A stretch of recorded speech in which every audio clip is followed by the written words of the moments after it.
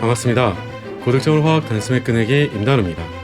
이번 시간에는 2009학년도 미트 5회 기출문제를 풀어보도록 할 건데요. 이전까지와는 다르게 다시 여러 문항으로 출제가 되기 시작하는 게 바로 이 5회가 되죠. 여러분들이 문제를 푸셨을 때도 시간이 조금 부족한 느낌도 들기도 하겠고, 그리고 다시 여러 문항으로 출제가 되다 보니까 문제들 전반적으로 난이도가 한 문항 한 문항씩에서는 좀 낮아지지 않았을까라고 기대할 수도 있는데 그렇지는 않았죠. 그동안에 출제가 되지 않았던 개념들도 다소 출제가 되기도 하고요. 그리고 너무 또 지엽적인 부분이 출제가 되기도 했었습니다. 그러니까 너무 지엽적인 것들은 내려놓도록 하시고요. 그동안에 중요하지만 출제가 되지 않았던 개념들이 출제가 된 부분들은 어떤 부분들까지 내가 두루 개념을 좀 갖추고 있어야 되겠구나라고 생각을 하시고 그런 부분들까지 함께 정리하시는 기회로 삼으셨으면 좋겠습니다. 자, 지금부터 본격적으로 5회 기출문제 풀이를 시작하도록 할 거고요. 1번 문제부터 같이 함께 살펴보도록 하겠습니다.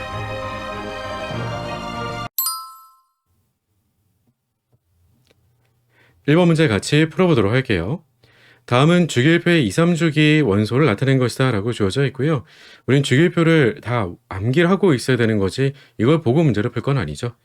그리고 늘 강조드리는 대로 항상 문제는 바닥 상태를 기준으로 출제를 하고 있는 거니까 들뜬 상태라던가 이런 것들은 따로 전자배치를 주고 물어보게 될 거니까 그런 걱정하지 말고 이는 원소들에 대한 우리가 주기성만 잘 파악을 하고 있으면 될 것 같아요. 자, 1번에서는 전기음성도는 염소가 가장 크다라고 되어 있었는데 염소가 아니죠. 우리한테는 전기음성도 일렉트론 네거티버티의 기준이다라고 할 수 있었던 것은 바로 플로린이죠. 플로린에 대한 값이 4.0으로 이걸 기준으로 가장 큰 값으로 우리가 기억을 하고 있어야 되겠죠. 따라서 염소가 가장 크다라고 했으니까 이 말은 틀렸고요. 이번에서는 원자 반지름 리튬이 가장 작다라고 되어 있었는데 여기 현재 주어져 있는 것들로 봤을 때는 플로린이 가장 우리가 작다라고 얘기해줘야 되겠죠.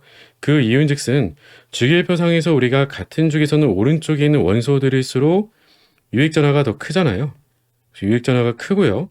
그리고 같은 족에서는 아래쪽보다는 더 위쪽으로 가면 갈수록 우리가 껍질수가 작은, 즉 주기가 작다라고 하는 것은 그만큼 사이즈가 작다라고 하는 걸 뜻하겠죠. 반지름이 짧기 때문에. 그럴수록 우리는 인력이 크다가 되겠죠. 인력이 크면 클수록 그만큼 사이즈는 작을 수밖에 없겠다.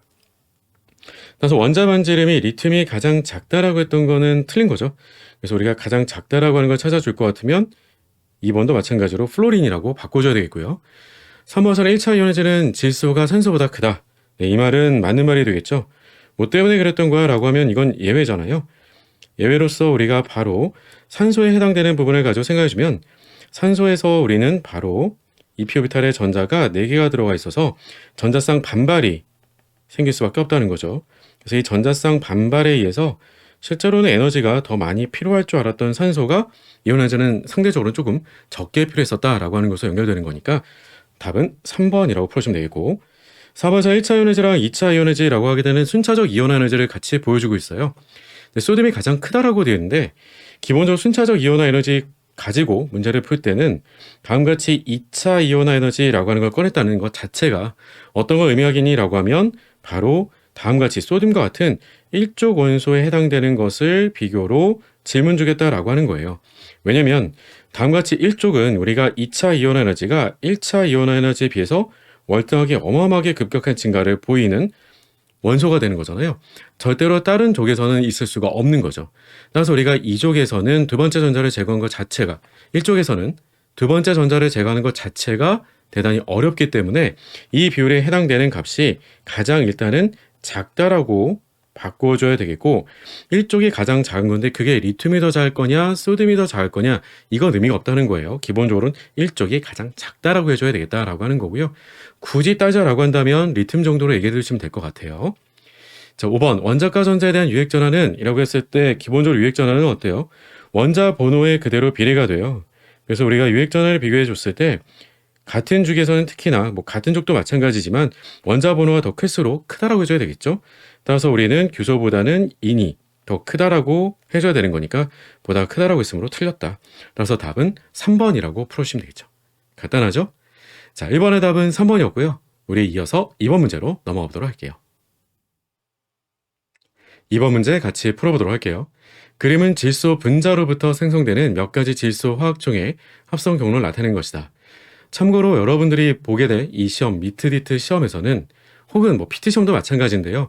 합성되는 어떤 경로, 반응 메커니즘 이런 것들을 직접 묻지는 않습니다. 그러니까 그런 건 아예 걱정 안 하셔도 되겠고요.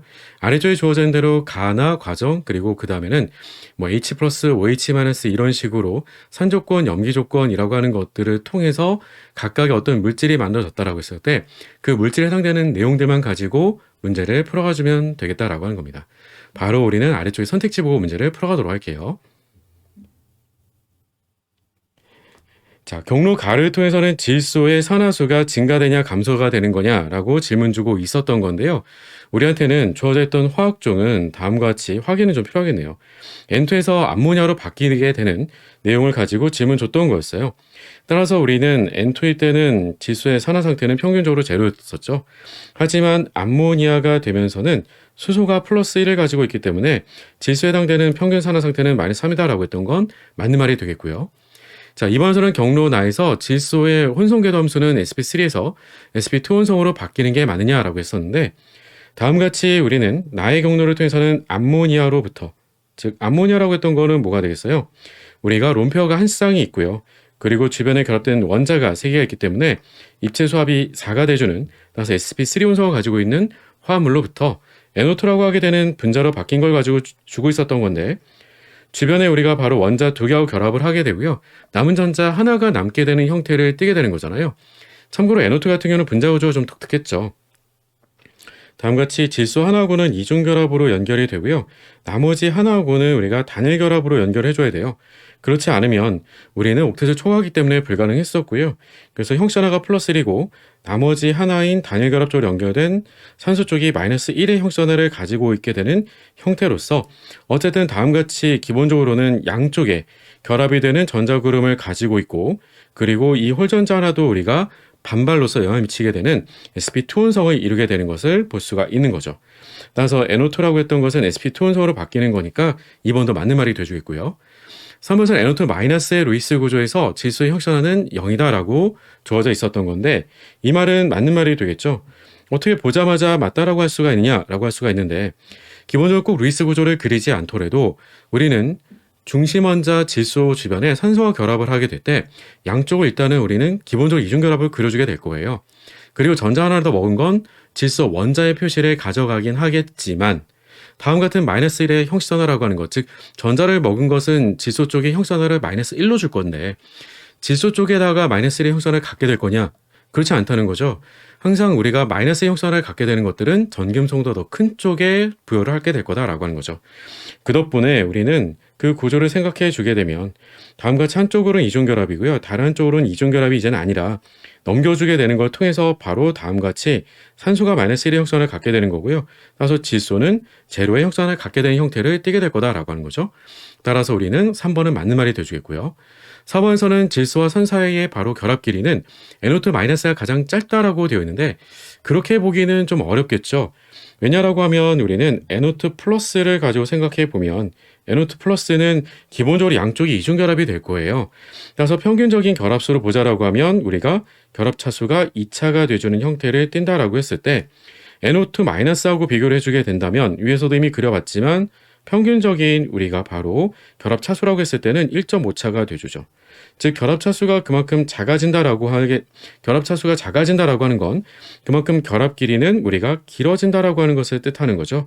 왜냐하면 에너지가 그만큼 결합 에너지가 더 작아지기 때문에 그렇더라라고 하는 거고요.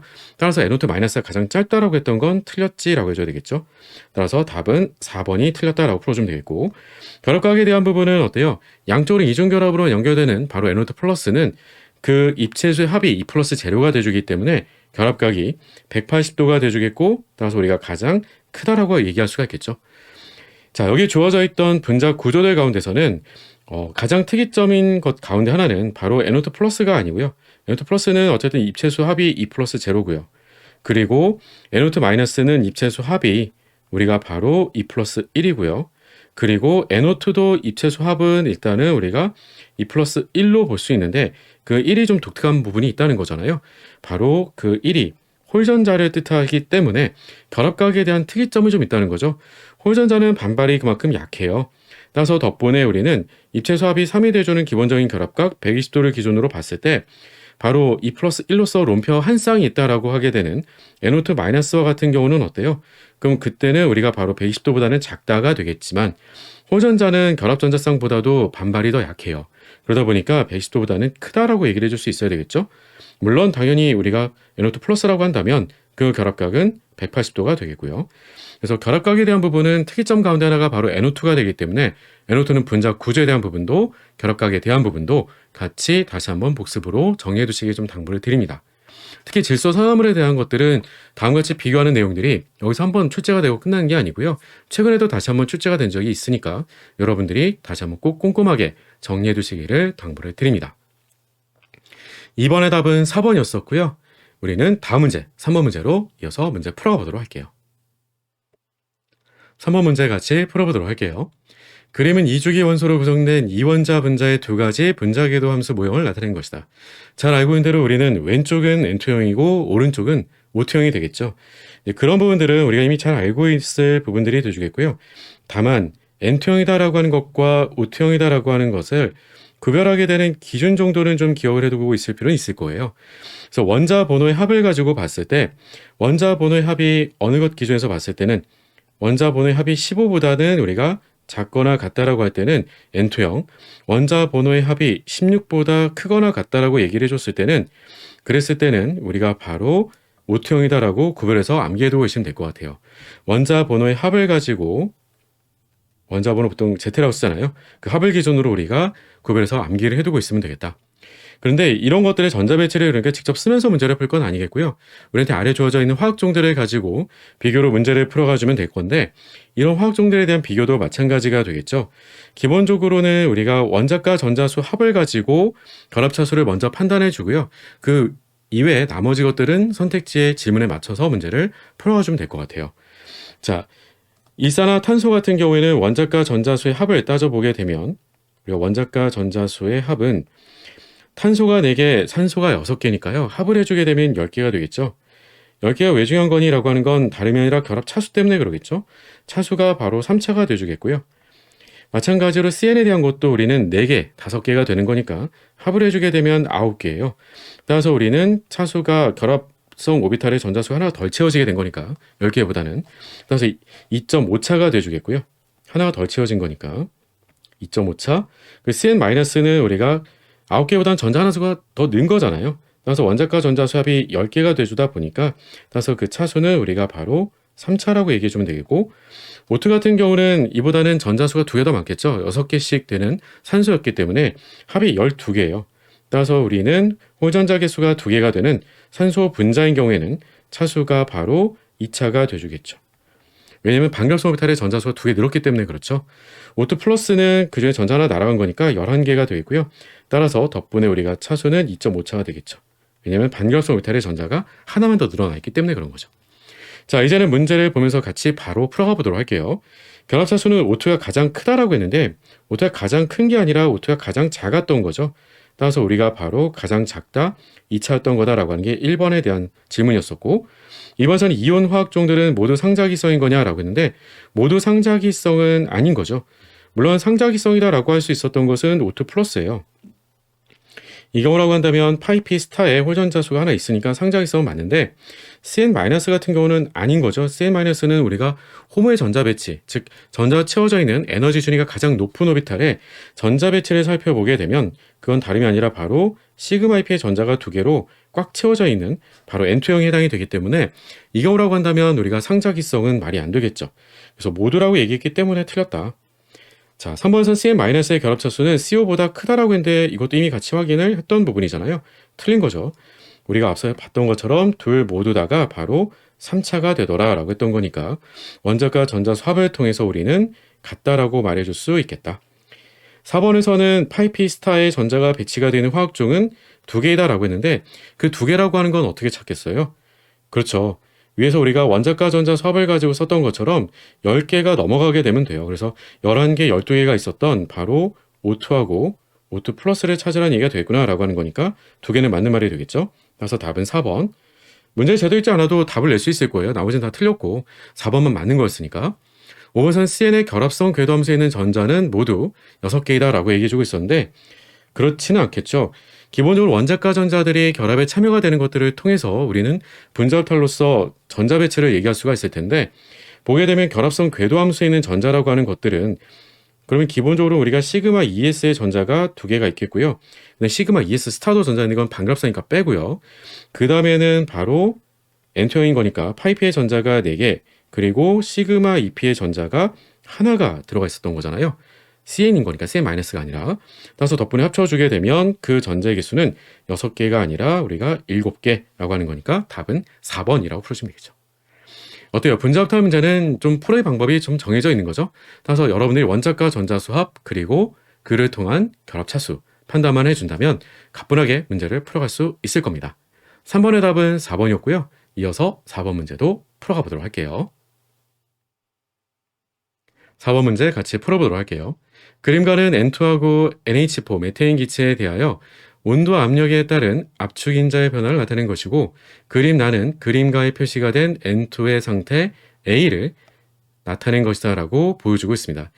다음과 같이 바로 압축 인자를 압력에 따라 나타내준 실제 기체에 관련된 문제구나 라고 하는 것을 짐작해 볼 수가 있을 거고요.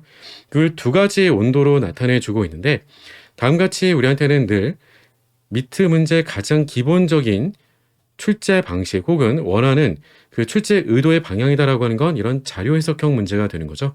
그를 통한 추론이 여러분들한테 출제 의도라고 생각하고 문제를 풀어가시면 될 거예요. 즉 무슨 말이야 라고 하면 이 문제 출제가 되는 자료를 봤을 때 여러분들한테는 2가지 온도라고 하는 게 눈에 띌 부분이 있어야 되겠지라고 하는 거예요. 298켈빈과 바로 173켈빈. 온도가 높아지게 되면 우리는 실제 기체, 이상기체 같은 거동을 주로 보이더라라고 하는 거잖아요.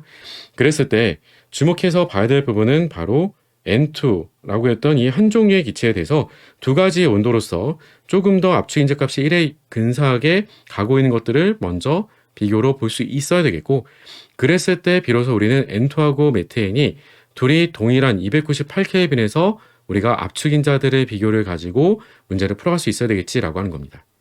자, 이런 내용들은 우리 여기서 계산하거나 이렇게 할 부분들은 딱히 아닌 거잖아요. 바로 선택지 보고 이제는 문제를 풀어가 보도록 할게요. 자, 아래쪽에 바로 기업번에서는 298켈빈 400기압에서는 메테인이 질소기체보다도 이상기체에 가까운 거동을 보인다라고 얘기해주고 있는데 이 말이 과연 맞는 말인 거냐라고 했던 부분은 다음같이 주어져 있는 바로 가의 그래프로부터 400기압이라고 했던 조건을 가지고 그대로 선을 쭉 그어줘서 우리가 바로 그때의 서로의 어떤 값들을 가지고 비교해주면 압축인자 값들을 가지고 비교만 해주면 그만이겠지라고 하는 거죠. 따라서 기업번에서는 다음과 같이 400기압에서 우리가 압축인자에 해당되는 값이 메테인에 대한 것과 그리고 바로 질소기체에 대한 걸 가지고 비교해 줬을 때 압축인자 값이 누가 더 1에 가까운 거니? 라고 하는 것들을 비교해 준 게 필요하겠죠. 압축인자 값이 더 컸던 것은 바로 질소고요. 그보다 더 작았던 거는 메테인인데 메테인이 1에는 더 유사했던 거잖아요. 따라서 덕분에 메테인이 질소기체보다 더 이성기체에 가까운 거동을 보인다라고 했던 기업번은 맞는 말이지라고 읽어만 주시면 그만이겠죠. 그죠? 자, 니은번선 그림 나에서는 173켈빈 200기압으로 변하게 됐을 때 부피는 2분의 V0보다 작아지는 게 맞느냐라고 하고 있어요. 자, A점의 상태를 그림으로 나타내준 게 나였었고요. 니은번에서는 그 주어진 조건으로부터 어떤 것만 바꿔주는 질문을 준 거니? 라고 하면 바로 압력을 100기압이 아닌 압력을 200기압으로 바꿔준다면 이라고 하는 것으로 질문을 주고 있어요. 자, 그러면 압력을 2배로 높여준 거니까 덕분에 우리는 그 부피라고 하는 것들이 따라서 V0는 절반으로 줄어든다라고 먼저 얘기를 해줄 수는 있긴 하겠죠. 뭐 때문에? 다음같이 얘기해주고 있었던 바로 우리한테는 압력이 2배로 증가가 돼준 것 때문에 바로 일단은 절반 줄어든다라고 말해줄 수도 있는데 여기서 끝날 게 아니고요. 한 가지 더 주목해야 될 부분은 A점 상태로 있었을 때 압축인자 값이에요.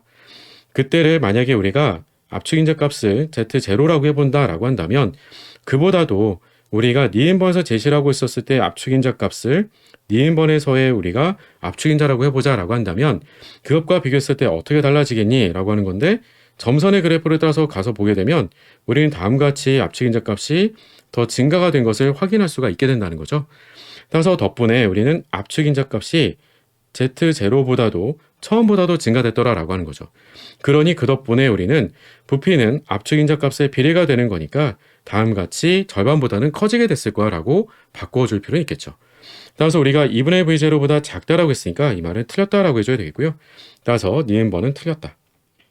마지막 디귿번에서는 그림 그러면 나에서 우리는 298켈빈 100기압으로 변하게 된다면 그러면 부피는 273분의 298배만큼의 부피로서 커지게 될 거냐라고 했는데 그보다 더 커지는 건지 작아지는 건지를 질문으로 주고 있었어요.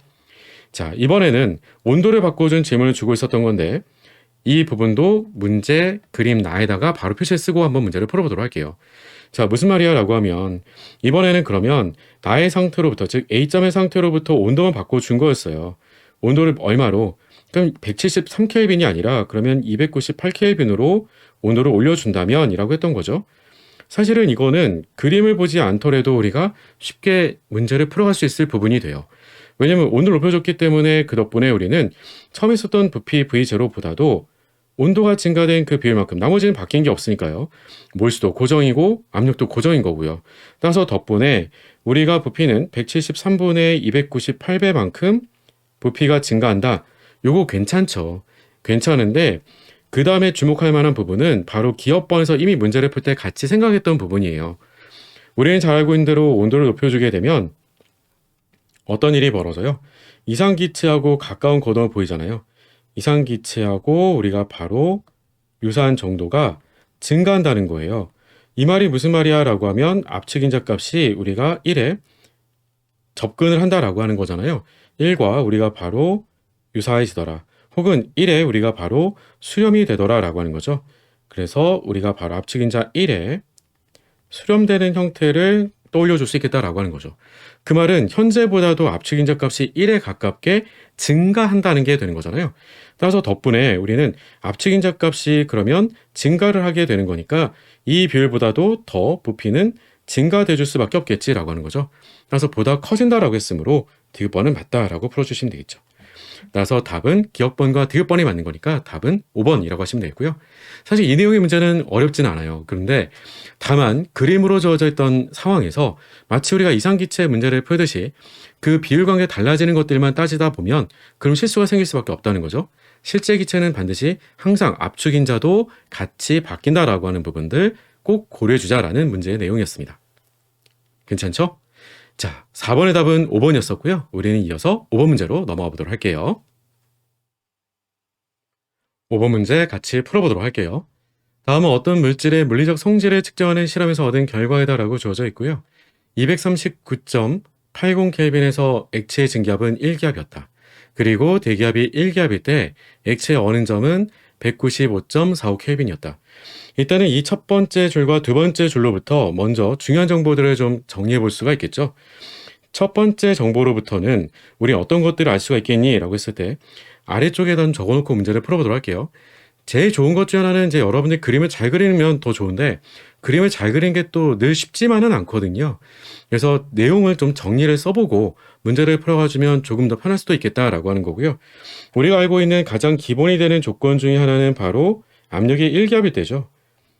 왜냐라고 하면 그걸 기준으로 비교하기 때문에 그렇잖아요. 그 두 번째 줄에 있었던 액체의 어는 점이 195.45켈빈.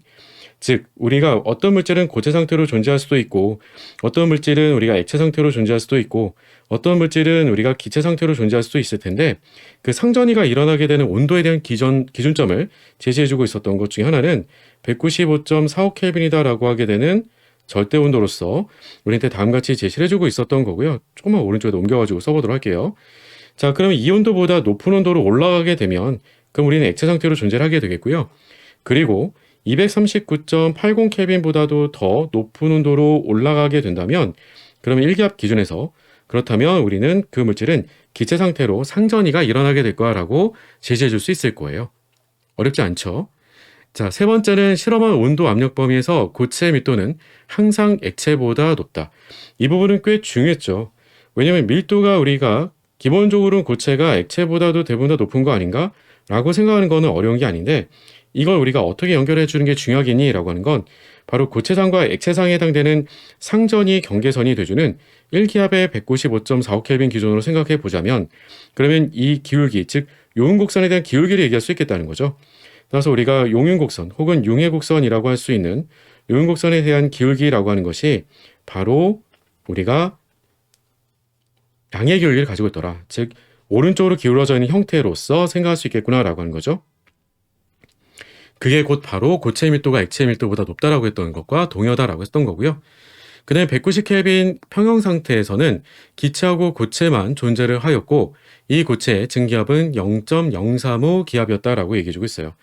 즉 일종의 물질의 삼중점에 대한 우리가 위치를 좀 예측을 해볼 수 있도록 알려주고 있는데요. 쭉 내려가다 보면 우리한테는 압력도 더 내려가고요. 그래서 0.035 기압까지 내려가고요. 그리고 그때 우리는 바로 고체상과 액체상이 만나는 게 아니라 기체상이 서로 공존하게 되는 온도를 마주칠 수 있는데 그 온도가 195.45켈빈보다는 더 낮은 온도, 즉 다시 얘기해서 우리한테는 바로 190켈빈이다라고 제시해주고 있었던 거예요. 이 말로부터 하나 더 유출해 볼 수가 있을 부분은 따라서 적어도 우리가 삼중점이 돼줄 수 있을 압력이다라고 했던 것의 범위는 얼마보다는 크고 0.035 기압보다는 크고요. 그리고 어떤 압력보다는 1기압보다는 작다라고 얘기해 줄 수 있어야 되겠고요.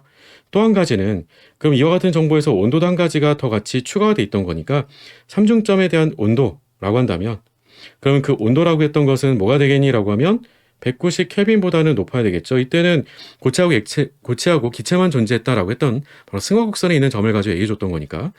그리고 또 한 가지는 요응곡선 기울기의 양의 기울기였기 때문에 어쨌든 삼중점에 해당되는 온도는 더 낮은 온도가 될 수밖에 없어요. 정상 원점보다는. 따라서 덕분에 우리는 그 온도다라고 했던 삼중점의 온도가 누구에 비해서는 바로 정상 원음점 195.45켈빈에 비해서는 낮은 온도다라고 하는 것으로 우리가 범위를 찾아줄 수 있겠지라고 하는 거죠. 항상 여러분들이 상평 곡선의 모양도 중요하지만 가장 중심이 되는 해석은 결국 삼중점의 위치예요. 자, 이제 문제 같이 풀어보도록 할게요. 기업번선 삼중점의 온도는 195.45켈빈보다 낮다라고 했던 거니까 이미 같이 확인했던 거고요. 니은번에서는 삼중점에서 이물질의 증기압은 0.035 기압보다 높다라고 했던 거니까 이 부분도 이미 같이 확인을 해줬던 내용들이었죠. 마지막 디귿번에서는 200켈빈 1기압에서 이물질은 액체상이 가장 안정하다라고 얘기해주고 있었는데 그 범위다라고 하는 것이 어디에 들어가 있었니? 라고 하는 건데요. 다음과 같이 바로 1기압 기준에서 우리는 정상 원점보다 높고요. 그리고 정상 끓는 점보다 낮은 온도가 돼주는 거니까 이와 같은 우리가 바로 200켈빈에서는 물질이 어떤 상태로 있었냐라고 하는 것은 액체 상태로 존재하고 있었던 거잖아요. 그 액체 상태로 우리가 존재하는 것은 쉽게 얘기할 수가 있는데 그때 가장 안정하다. 즉 그 상에 바로 우리가 자유에너지가 가장 낮다라고 얘기해 줄 수 있겠지라고 하는 거죠. 따라서 우리가 그를 통해서 안정하다라고 읽어줄 수가 있겠다. 따라서 디귿번도 맞는 거니까 따라서 답은 기억, 니은, 디귿이 모두 맞으므로 답은 7번 이렇게 풀어주시면 되겠죠. 자, 5번의 답은 7번이고요. 우리 이어서 6번 문제로 풀이를 넘어가도록 할게요. 6번 문제 같이 풀어보도록 할게요. 52g의 고체 A를 진공상태 10리터의 반응 용기에 넣고 가열하였더니 다음과 같이 평형에 도달하였다. 평형에서 반응 용기의 온도는 609켈빈이고 오늘 좀 독특하네요. 반응의 평형상수 Kp 값은 0.25이다라고 제시해주고 있습니다. 반응식을 봤더니 두 개의 A 고체가 쪼개져서 B 고체상이 되고 C 기체상과 D 기체상이 만들어지는데 이 물질에 해당되는 반응식에서의 우리가 계수를 A만 2라고 이미 써줬기 때문에 계수는 이미 맞춰져 있는 상태라고 보면 되겠고요. 평형상수식을 작성해 줄 수 있어야 되겠죠. 전부 다 생성물들은 기체상으로 B를 제외하면 CD가 다 기체상으로 만들어지기 때문에 평형상수식은 다음과 같이 쓸 수가 있겠네요. 이 값은 우리가 바로 C의 분합 곱하기 D의 분합으로 계수가 1이 되기 때문에 그대로 곱으로 쓰면 되겠고요. 진공 상태에서 만들어진 것이다 라고 했으므로 평형상태에 도달했을 때 각각의 기체 압력들은 X기압으로 동일한 1대1인 거니까 X기압으로 생성된다라고 말해줄 수가 있겠죠. 계수비가 우리가 반응한 몰수비고 그 반응한 몰수의 비가 반응한 분합의 비로서 제시해줄 수 있는 이유 가운데 하나는 문제에 주어진 조건이다라고 하는 것이 온도가 고정돼 있잖아요. 609켈빈 고정돼 있고 부피도 우리한테는 10리터로 고정이 되어 있기 때문에 우리는 몰수가 그대로 압력의 비례가 되어줄 수 있다라고 하는 이상기체 상태론을 가지고 다음같이 생각해 줄 수가 있을 거고요. 덕분에 따라서 그 곱이 0.25다라고 했던 거니까 해당되는 기체 압력은 따라서 우리가 루트를 씌워주면 되므로 얼마가 되겠어요? 0.5라고 얘기해 주면 되겠죠. 그래서 0.5 곱하기 0.5가 되니까 0.25라고 하는 평형상수를 만족하겠구나라고 하는 게 되겠죠. 자, 그리고 처음엔 질량을 제시해 줬는데 52g이다라고 했던 부분은 몰 질량이 아래쪽에 104라고 줬던 A의 몰 질량을 가지고 생각해 보면 애초에 있었던 몰수라고 했던 것은 다름이 아니라 바로 0.5몰로 있었던 거죠. 우리한테는 평형 문제에 관련된 부분이 될 것 같으니까 사실은 몰수는 크게 무의미할 것 같기도 한데 그래도 양적 관계로는 얼마나 남아있는지 이런 부분들은 좀 생각을 해둘 필요는 있을 거예요. 다음과 같이 우리가 반응이 평상태에 도달했을 때 각각의 기체의 분합은 0.5기압, 합은 1기압이 되는 거겠죠. 1기압을 기준으로 봤을 때 그러면 토탈의 몰수가 얼마인지를 쉽게 유추해 볼 수가 있을 텐데 그 계산은 어려운 게 아닌 거잖아요. 그러면 위에다가 간단하게 작성해 보자라고 하면 토탈의 몰수는 얼마가 될까? 그럼 토탈의 압력은 1기압인 거고요. 토탈의 부피는 10리터였었고 RT 값으로 나눠주면 되겠죠? RT 값 제시가 된 걸 아래쪽에 가서 보니까 50이라고 제시를 해주고 있어요. 그래서 50으로 나눠주게 되면 해당되는 몰수는 5분의 1몰, 즉 0.2몰이 되겠죠. 이 말인 즉슨 우리 평형상태에 도달했을 때 바로 X기압이라고 할 수 있었던 0.5기압이 되면서 생성된 바로 기체의 몰수라고 했던 것들은 0.1몰이 되겠지라고 하는 거죠. 마찬가지로 D기체도 0.1몰이 생성된 거구나 라고 하는 것들을 알아낼 수가 있겠고 당연히 이건 B고체도 0.1몰이 생겨나게 됐을 거예요. 그 말은 반응이 진행되면서 우리가 개수비만큼 생성된다라고 하는 건 개수비만큼 소모가 되는 것도 생각해 줘야 되겠죠. 따라서 평형상태에 지금 도달해 있을 때 0.5몰이 아니라 0.2몰이 줄어들어서 0.3몰이 남아있는 A와 바로 0.1몰씩 생성된 생성물이 함께 공존하고 있는 평형상태에 도달했구나라고 하는 걸 짐작할 수가 있겠죠. 자, 이해된 내용으로 옳지 않은 것을 골라줄 수 있겠냐라고 질문 주고 있고요. 그리고 문제를 푸는 데 있어서는 고체의 부피는 고민하지 않아도 되겠다라고 제시해주고 있어요. 웬만하면 보통 이렇게 주는데 이런 조건이 빠진다면 고체 부피도 같이 반드시 고려해줘야 되겠지라고 하는 거죠. 자, 선택지 하나씩 보면서 문제를 같이 풀어가 보도록 할게요. 자, 1번에서는 이 평형상태에서 C와 D의 분합은 각각 0.5기압이다. 이미 평형상수로부터 같이 확인을 했던 부분이었죠. 바로 C하고 D기체 분합의 곱이 평형상수가 돼주는 0.25를 만족하더라라고 했던 거니까 평형상수 만족하는 것으로부터 1번은 맞다. 2번에서는 평형상태에서 존재하고 있는 B고체의 질량을 가지고 물어봤던 건데요. 해당되는 몰수가 0.1몰이었었고요. 몰 질량이 위에 제시가 되어 있던 게 바로 126이었어요. 따라서 우리가 바로 126g/몰을 곱으로 작성해 주게 되면 당연히 12.6g이 생성된다라고 하는 건 맞는 말이 되어주겠죠. 3번에서는 609켈빈보다 온도를 높여주게 된다면 정반속도 상수랑 역반속도 상수 값이 모두 다 커질 거냐라고 했는데 이 말은 당연히 맞는 말이죠. 왜냐하면 속도 상수라고 했던 K 값은 우리가 바로 온도를 높여주게 된다면 항상 증가하잖아요.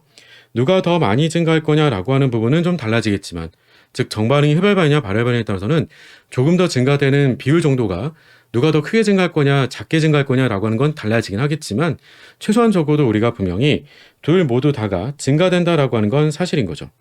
따라서 우리가 모두 다 커진다라고 하는 건 맞는 말, 바로 아래 있는 식에서부터 연관지어서 생각해 두면 되겠고요.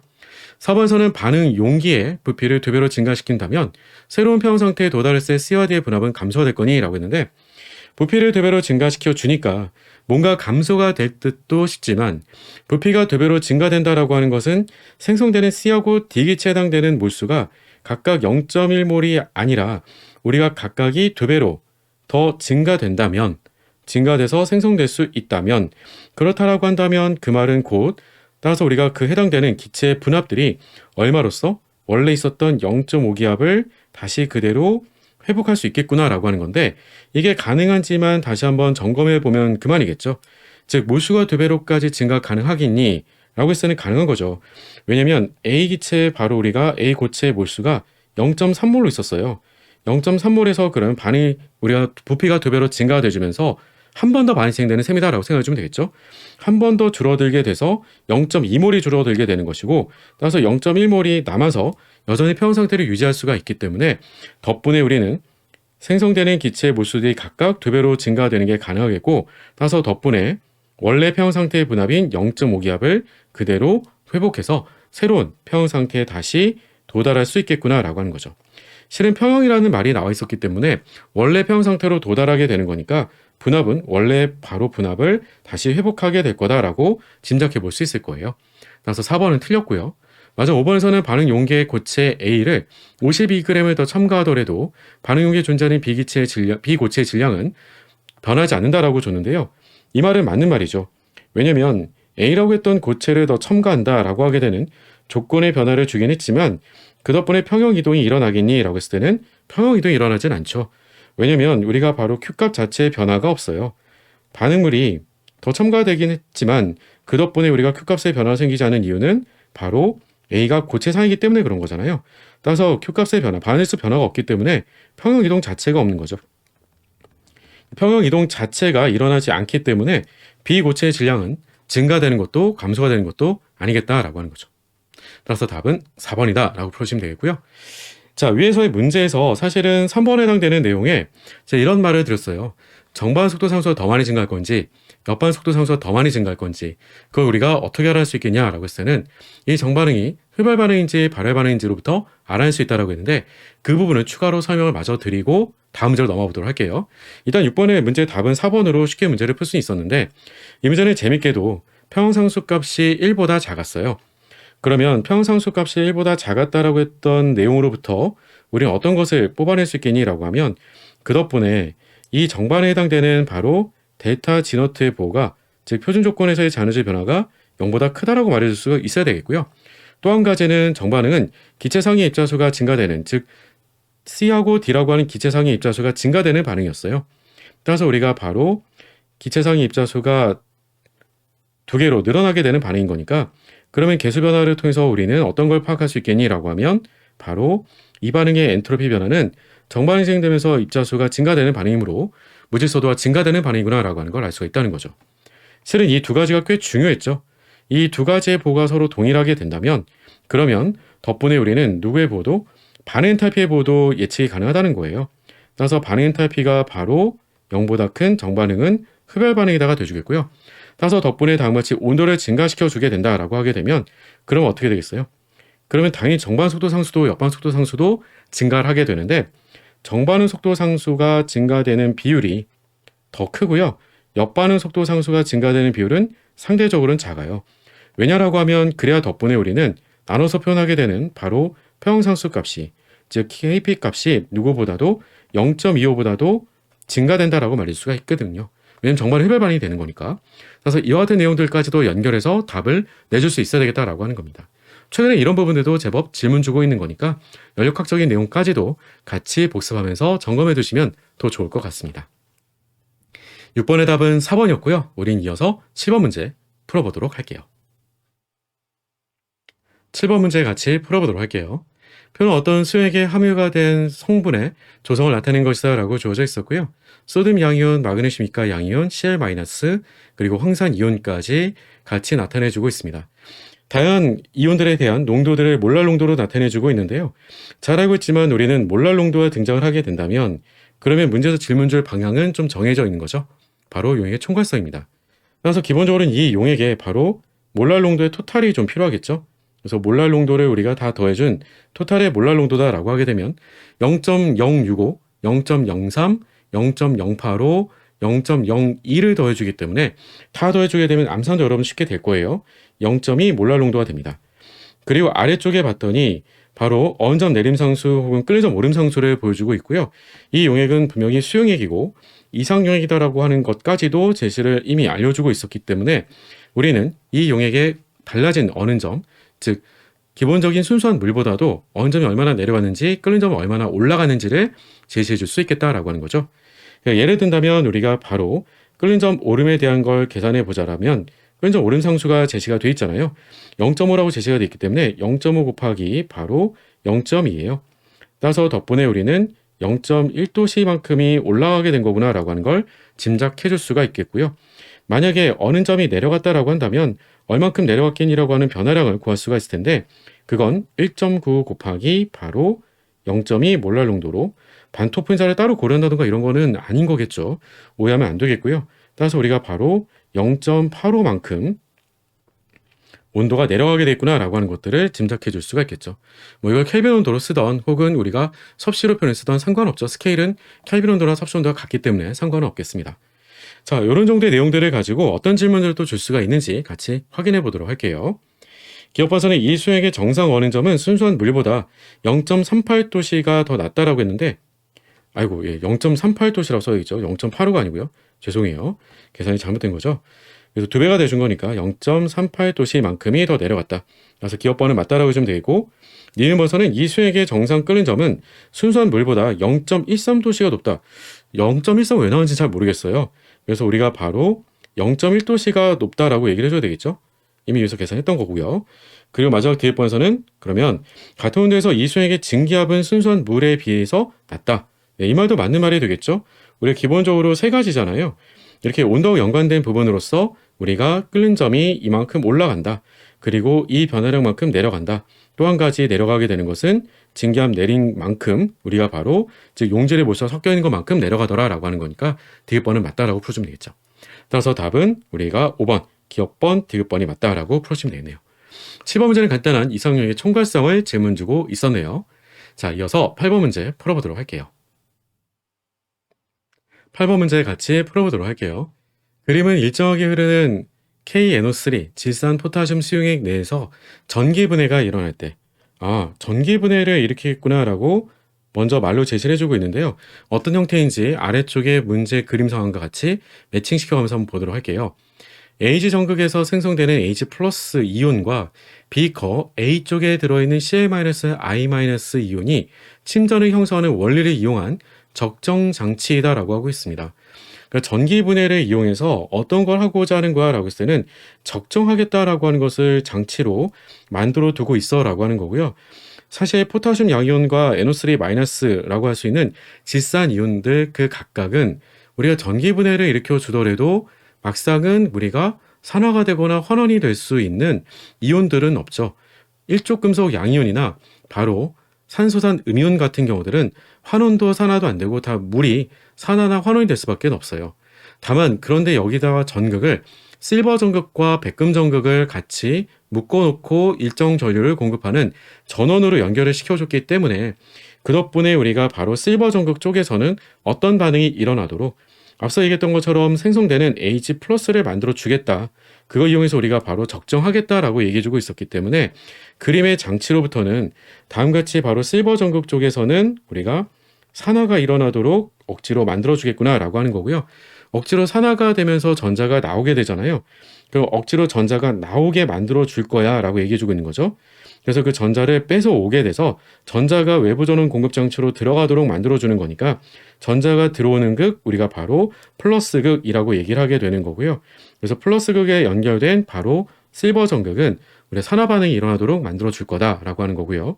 그리고 반대쪽은 그러면 마이너스 극으로서 전자를 내보내줘서 어떤 일이 벌어지도록 그 백금 전극에서는 바로 환원 반응이 일어나도록 만들어 줄 거야 라고 하는 것을 보여주고 있는데 환원이 그나마 일어날 수 있는 후보군의 대상이라고 한다면 억지로 환원돼야 되는 거니까 전자가 부족할 수 있는 포타슘 그리고 일단 질산이온 같은 경우는 아예 이거는 해당이 안 되는 거잖아요. 그렇죠? 그나마 산화가 가능할 수 있었다라고 하는 것은 다음같이 우리가 실버 전극을 같이 지나가게 되는 우리가 질산이온이 가능할 수도 있겠지만 수액상에서는 어차피 우리는 어떤 건 안 되는 거야 라고 하면 산소 음이온 같은 경우들은 산화가 안 돼요.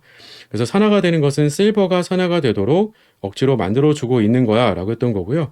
그 다음에 오른쪽에서는 그러면 포타슘 양이온이 그러면 환원이 가능할 거니 라고 하는 건데 포타슘 양이온만 또 있는 게 아니잖아요. 수액상인 거니까 기본적으로는 늘 물이 있는 거죠. 즉 왼쪽에서도 사실상 실버만 우리가 바로 산화가 되는 게 아니고요. 물이 산화가 될 수도 있는 건데 물이 산화가 되기 이전에 주어진 바로 외부 전원 공급 장치를 통해서 실버가 먼저 산화가 이루어지도록 만들어 준 거야 라고 하는 거죠. 자, 그러면 덕분에 오른쪽에서는 무슨 일이 벌어지는 거야 라고 했을 때 앞서도 당부를 드린 거지만 포타슘 양이온은 환원이 안 된다라고 얘기를 했어요. 그러니까 물이 환원이 일어나게 되는 거고요. 덕분에 물이 환원이 일어나게 된다면 그 결과로서는 누가 빠져나오겠니 라고 하는 거냐면 바로 수기체가 환원되면서 나오게 되겠고 따라서 결과적으로는 이 수액상의 OH- 양이 점점점 늘어나서 덕분에 우리는 pH가 증가된다라고 말해줄 수 있겠구나. 베이커 B에서는. 그리고 왼쪽에서는 베이커 A에다가 진한 염산 이온과 아이오딘 이온이 들어있는 용액에 H 플러스가 들어가게 된다면 그러면 적정을 통해서 누가 먼저 침전이 일어날 거냐라고 하는 것은 바로 KSP 용해도급 상수가 작은 화학종이 먼저 우리가 바로 침전이 될 거다라고 하는 거죠. 따라서 우리한테는 아래쪽에 주어져 있는 용해도급 상수 두 가지 1.8 곱하기 10^-17제곱 그리고 8.3 곱하기 10^-17제곱이다라고 제시를 해주고 있었던 AgCl과 AgI의 K스피 값들을 통해서 우리는 누가 먼저 침전이 되겠니? 라고 하는 거냐면 바로 I-가 먼저 침전이 되겠구나 라고 하는 거죠. 그래서 우리가 바로 침전으로 분리시켜 줄 수 있겠다라고 하는 게 되겠죠. 자, 이런 내용들 가지고 다음과 같이 질문을 어떤 식으로 주고 있는지 확인해보고 나머지 문제를 풀어보도록 할게요. 자, 기업번에서는 AG 전극은 전원에 플러스 극에 연결이 되어 있다라고 했던 거니까 이 말은 맞는 말이 돼주겠죠. 앞서 얘기했던 것처럼 우리가 바로 실버 전극에서는 어떤 반응이 일어나도록 산화 반응이 일어나도록 만들어 줄 거야 라고 했던 거고요. 외부 전원 공급 장치에서는 그럼 어떤 극이 연결되겠니? 라고 하는 거냐면 억지로 전자를 바로 전원 장치에서 전자를 뺏어 가게 되는 거니까 따라서 바로 플러스가 연결이 되어 있겠지라고 하는 거죠. 니은버서는 A 비커 A에서 Cl-가 I-보다 먼저 적정된다. 즉 먼저 침전으로 분리가 된다라고 했는데 이 말은 틀린 말이죠. 우리가 바로 I-가 먼저 침전으로 분리가 된다라고 해줘야 되는 거니까 니은버는 틀렸고요. 디귿버선 생성된 Ag+의 몰수는 전류와 시간을 곱한 값의 비례가 된다라고 했는데 이 말이 무슨 말이에요? 전류하고 시간을 곱을 해줬다라고 했던 부분은 이게 곧 바로 뜻하는 바가 전하량 Q를 뜻하는 게 되겠죠. 그래서 전하량을 뜻한다라고 했을 때 전하량은 또 한 가지 어떤 식으로 쓸 수가 있겠니라고 하면 이동한 전자의 몰수에다가 1페럿을 곱한 것으로 쓸 수가 있잖아요. 여기서 바로 이 이동한 전자의 몰수하고 우리가 바로 생성되는 H+의 몰수라고 하는 것은 개수비가 반응하게 되는 개수의 비가 우리가 1대 1로 반응이 되기 때문에 그대로 비례가 된다라고 말해줄 수가 있게 되겠죠. 따라서 우리가 디귿번은 맞다. 맞아. 리일번에서는 그러면 전기 분해가 진행되면서 비커 B에 생성되는 비커 B에 있는 용액의 pH는 감소가 된다라고 했는데 이미 틀린 거잖아요. 우리가 이미 물이 환원되기 때문에 물의 환원을 통해서는 OH- 양이 늘게 되는 거니까 따라서 덕분에 pH는 증가된다라고 해줘야 되겠죠. 따라서 리일번도 틀렸다. 따라서 맞는 것은 기업번과 디귿번만 맞는 거니까요. 그러면 아래 선택지에서 맞는 것은 바로 2번 이렇게 풀어주시면 되겠죠. 전기 분해가 막상 좀 까다롭게 용해도 평형과 관련되어 있는 즉 침전 적정과 같이 연결을 해서 질문 주고 있었지만 그렇다라고 해서 문제를 못 풀 만큼 아주 어려운 건 아니었던 것 같아요. 다만 기본적으로는 수익상에서 어떤 게 산화가 되고 어떤 건 환원이 되는지 어떤 건 산화가 안 되고 어떤 건 또 환원이 안 되는 건지 이런 것들을 항상 물을 기준으로 같이 구별해서 정리를 해둘 필요는 있겠다라고 하는 거죠. 자, 8번의 답은 2번이었고요. 우리는 9번 문제로 이어서 문제 풀어보도록 할게요. 9번 문제 같이 풀어보도록 할게요. 다음은 니켈 전극과 납 전극으로 구성된 갈바니 전지와 두 반쪽 전지의 표준환원 전을 나타낸 것이다.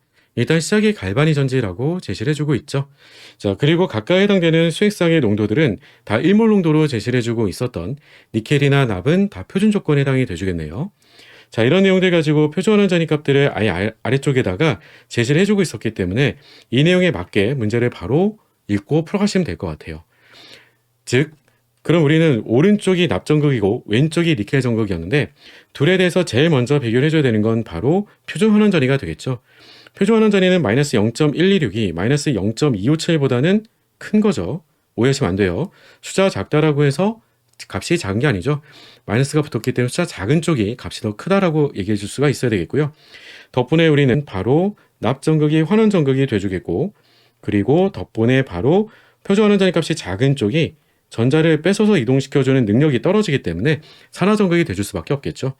그래서 각각의 전극이 누가 되는지를 먼저 파악할 수 있어야 되겠고 그 덕분에 우리한테는 이 전체 전지에 해당되는 이너트값, 표준 전지 전위 값을 제시해 줄 수 있어야 되겠죠.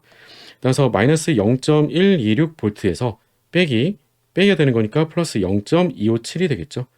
따라서 우리가 바로 그 해당되는 값은 플러스 0.131V가 되겠네요. 따라서 우리가 갈바니 전지가 확실하게 맞구나 라고 하는 것을 같이 묶어서 볼 수가 있게 되겠고요.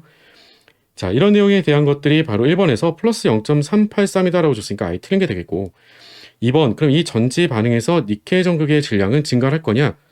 니켈 전극에 해당되는 질량은 증가될 수가 없죠. 우리가 이미 산화된다라고 하는 것을 같이 찾아줬었기 때문에 그 해당되는 정보를 가지고 생각을 해주게 되면 질량은 증가되는 게 아니고요. 감소가 된다라고 해줘야 되겠죠. 따라서 우리가 2번도 틀렸고요. 3번에서 이 전지 반응은 납, 이가, 양이온의 농도가 0이 될 때까지 진행되는 게 맞느냐라고 얘기해주고 있는 건데 0이 될 때까지 진행이 될 수는 없죠. 0이 되는 게 아니고요. 바로 그 농도가 어떤 상태에 도달할 때까지 평형 상태에 도달할 때까지는 진행이 가능하겠죠. 굳이 0이 된다라고 얘기할 것 같으면 어떤 값이 0이 되는 거야 라고 얘기를 했을 때는 바로 전지 전입 값이 0V에 도달하게 될 때까지는 진행이 된다라고 얘기해 줄 수도 있겠죠. 이게 모두가 다 평형의 의미가 되겠다라고 하는 거고요. 4번서는 두 전극에 담긴 용액을 각각 10배씩 묽게 해주게 된다면 초기 전지 전이는 감소가 될 거니 라고 했는데 이 부분에 대한 것은 그렇진 않겠죠. 왜냐하면 둘 다 10배씩 똑같이 묽게 만들어 준다면 이라고 했을 때 바로 Q값을 해주는 반응지수는 우리가 분모 분자가 모두가 다 10배씩 똑같이 나눠지게 돼요. 그러니까 Q값에 대한 우리가 바로 분모 분자에 해당되는 부분 반응지수라고 했던 것은 반응물분의 생성물을 가지고 나타내 줄 건데 반응물은 뭐가 되겠니라고 하면 환원이 돼주는 우리가 바로 납이 돼주겠죠. 반응물은 우리가 바로 납이 돼주겠고요. 그리고 생성물은 산화가 돼주는 니켈이 돼줄 텐데 다음같이 각각의 수행쌍에 대해서 10배씩 묽게 해준다. 그럼 농도가 0.1배씩 둘 다 똑같이 줄어요. 그러니까 분모 분자가 둘 다 똑같이 줄다 보니까 Q값에 대한 것 자체의 변화가 없는 거죠. 변화 없다라고 하는 것은 당연히 우리가 전지전이 해당되는 부분도 달라지겠냐라고 질문 준 건데 전지전이 값은 변화가 없겠죠, 당연히. 그래서 우리가 바로 변화가 없더라. 레른스식을 같이 고려해 준다면 쉽게 답을 내줄 수가 있게 되겠고요. 마지막 5번에서는 그러면 다음같이 Na2S를 녹여주게 된다면 전지전이 값은 증가가 될 거냐? 증가가 된다는 거죠. 뭐 때문에 그러겠니? 라고 하면 넣어주게 됐던 Na2S는 소듐 양이온하고 우리가 바로 S2-로 쪼개지게 되는 거고요. 100% 해리가 되겠죠. 일족금속 양이온과 결합돼 있던 이런 화합물인 거니까. 그럼 S2-하고 문제는 니켈이 만나게 된다라고 하는 거고요.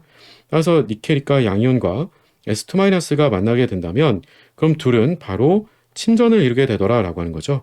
그래서 덕분에 우리는 니켈과 양이온의 농도가 감소된다는 거예요. 이 농도값이 우리가 그러면 줄어들게 되다 보니까 어때요? 위에서 우리가 반응지수 봤지만 분자가 줄어들게 된다라고 하는 건 Q값이 작아지더라라고 하는 거예요. 산화환원 반응에 있어서의 Q값이 작아지다 보니까 어떤 일이 벌어지겠니라고 하면 레른스식에서 빼주는 값이 작아지는 거잖아요. 따라서 덕분에 전지전입 값은 증가가 돼주겠구나라고 하는 거죠. 따라서 증가된다라고 했던 5번이 맞다라고 풀으시면 되겠죠. 그래서 하나씩 여러분들이 왜 맞고 틀린지를 명확하게 따져가면서 문제를 푸셔야 문제를 풀 때도 헷갈리는 게 없겠고 그래야 시간을 또 단축시켜서 문제를 풀어갈 수 있게 될 겁니다. 그리고 전지전이에 관련된 부분, 특히나 우리가 전기화학에 관련된 부분들에 갈바닉 전지에 관련돼서 출제가 된다면 항상 그 시작은 표준환원 전입값이 누가 크냐? 그게 곧 바로 환원 전극이고 표준환원 전입값이 작다라고 하는 게 산화 전극이고 그래서 산화 환원을 먼저 구별해 주고 나서 문제를 풀기 시작한다면 문제를 풀어가는 방향이 명확하게 잘 보일 거다라고 하는 겁니다. 아시겠죠? 자, 9번의 답은 5번이었고요. 우린 이어서 10번 문제 풀어가 보도록 할게요. 10번 문제 같이 풀어보도록 할게요. 다음 반응에 대하여 표는 초기 분압에 따른 반응 속도를 그리고 그림은 반응 속도 상수의 온도 전선을 나타내는 것이다 라고 주어져 있고요. 실험 1번, 2번, 3번으로 각각의 초기 분압이 0.5기압씩 혹은 0.5기압 1기압으로 주어져 있는 조건으로부터 이 스의 초기 생성 속도가 달라지고 있는 것들을 보여주고 있어요. 크게 어려운 건 아닌 거잖아요. 왜냐면 다음같이 A의 분압은 그대로 두고 실험 1과 2를 비교해 주게 되면 B에 대한 분압만 우리가 바로 2배를 증가시켜 줬더니 속도가 우리가 5배가 줄어든 게 아니고요. 뒤에 지수까지 고민해 보게 되면 속도가 2배 증가한 걸 금방 알 수가 있을 거예요. 자, 그리고 두 번째, 세 번째로부터 한 번 더 따져보면 되겠죠. 이번에는 B는 그대로 똑같이 두고요. A만 2배로 증가를 시켜줬더니 그 결과로 속도가 우리는 몇 배 증가된 거야 라고 하면 속도가 2의 제곱배만큼 증가된 것을 확인할 수가 있게 되겠고요. 따라서 덕분에 우리는 차수가 각각 A에 대해서는 몇 차? 따라서 우리가 A에 대해서는 그러면 2차. 그리고 B에 대해서는 우리가 그 차수가 1차다라고 하는 것을 알아낼 수가 있겠고요. 물론 실험 3을 통해서 우리는 속도 상수도 바로 알아낼 수가 있게 되겠죠. 속도 값인 바로 4.0 곱하기 시간수 2제곱이다라고 했던 이 값이 곧 우리한테는 바로 속도 상수 K 값이 되겠고 단위까지 얘기해보자라고 한다면 단위는 뭐가 될까라고 했을 때 A에 대해서는 2차이고요. B에 대해서는 1차이잖아요. 그럼 속도 버추를 나타내주면 우변에 즉 속도 상수 곱하기 농도로 나타내준 항의 농도들은 바로 ATM이라고 했었던 압력의 제곱 곱하기 압력이에요. 그러니까 압력만 세제곱이 있는 거잖아요. 그런데 속도는 우리가 atm per sec라고 나타내주고 있으니까 atm, 즉 기압 두 개는 지워져야 될 거예요. 그러니까 속도 상수의 단위는 atm에는 바로 마이너스 2제곱, 그리고 시간에는 마이너스 1제곱이라고 하는 단위를 가지고 있고 4 곱하기 10의 마이너스 2제곱에 해당되는 속도 상수를 주어진 온도 t에서 갖고 있을 거다라고 하는 거죠. 왜 온도가 달라지게 되면 속도 상수는 증가를 할 테니까요.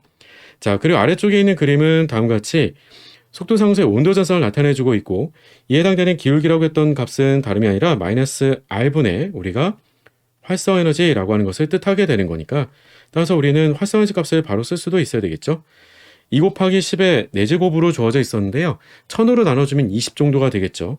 따라서 우리가 약 20R이다 라고 하는 값이 바로 킬로줄 퍼 몰로서 활성 에너지를 바로 구해줄 수 있겠다라고 하는 거고요. R 값은 아래쪽에 8.3이다 라고 하는 것까지 줬으니까요. 그 8.3까지 고려해주게 된다면 대략은 166kJ 정도로 제시를 해줄 수 있어야 되겠지라고 하는 거죠. 따라서 다음같이 간단하게 계산도 가능하겠다. 자, 이제는 선택지 가서 바로 문제를 확인해 보도록 할게요. 자, 아래쪽에 가서 보니까 A에 대해서는 우리가 2차 반응인 게 맞느냐라고 했으므로 이미 확인해 줬던 거죠. 니은 번선 속도 상수 값이 맞느냐 이것도 확인했던 거고요. 뒤에 번선은 활성 에너지가 166kJ/몰이 맞는 거냐라고 했던 거니까 이 말도 맞는 말이죠. 모두가 다 맞는 거니까 따라서 답은 우리가 7번이라고 풀어주시면 되겠네요. 간단했네요. 그렇죠? 10번 문제의 답은 7번이었었고요. 이어서 11번 문제도 바로 풀어가 보도록 할게요. 11번 문제 같이 풀어보도록 할게요. 다음은 어떤 기체상 반응의 메커니즘을 나타낸 것이다 라고 주어져 있고요. 10번 문제도 속도 문제, 11번 문제도 속도 문제였죠. 자, 이 11번 문제는 바로 반응 메커니즘을 가지고 질문 주고 있는 거니까 항상 반응 메커니즘과 연관된 부분은 바로 RMS, 즉 우리가 RDS라고 하게 되는, RMS가 아니라 RDS, Rate Determining Step이라고 하게 되는 속도 결정 단계가 제일 중요하죠. 그 힌트가 되는 건 바로 속도 상수 K1과 K2, 첫 번째 단계, 두 번째 단계를 보여줬는데 첫 번째 단계 속도 상수가 두 번째 단계보다도 월등히 크다라고 줬으므로 그 말이 무슨 말이 되겠니? 라고 하는 거냐면 곧 바로 우리가 두 번째 단계는 속도가 느린 거고요. 그 느린 단계가 바로 우리한테는 RDS가 되겠구나 라고 하는 거고 그럼 첫 번째 단계가 우리가 바로 빠르게 진행되겠구나 라고 하는 것을 짐작해 줄 수 있어야 되겠지라고 하는 거죠.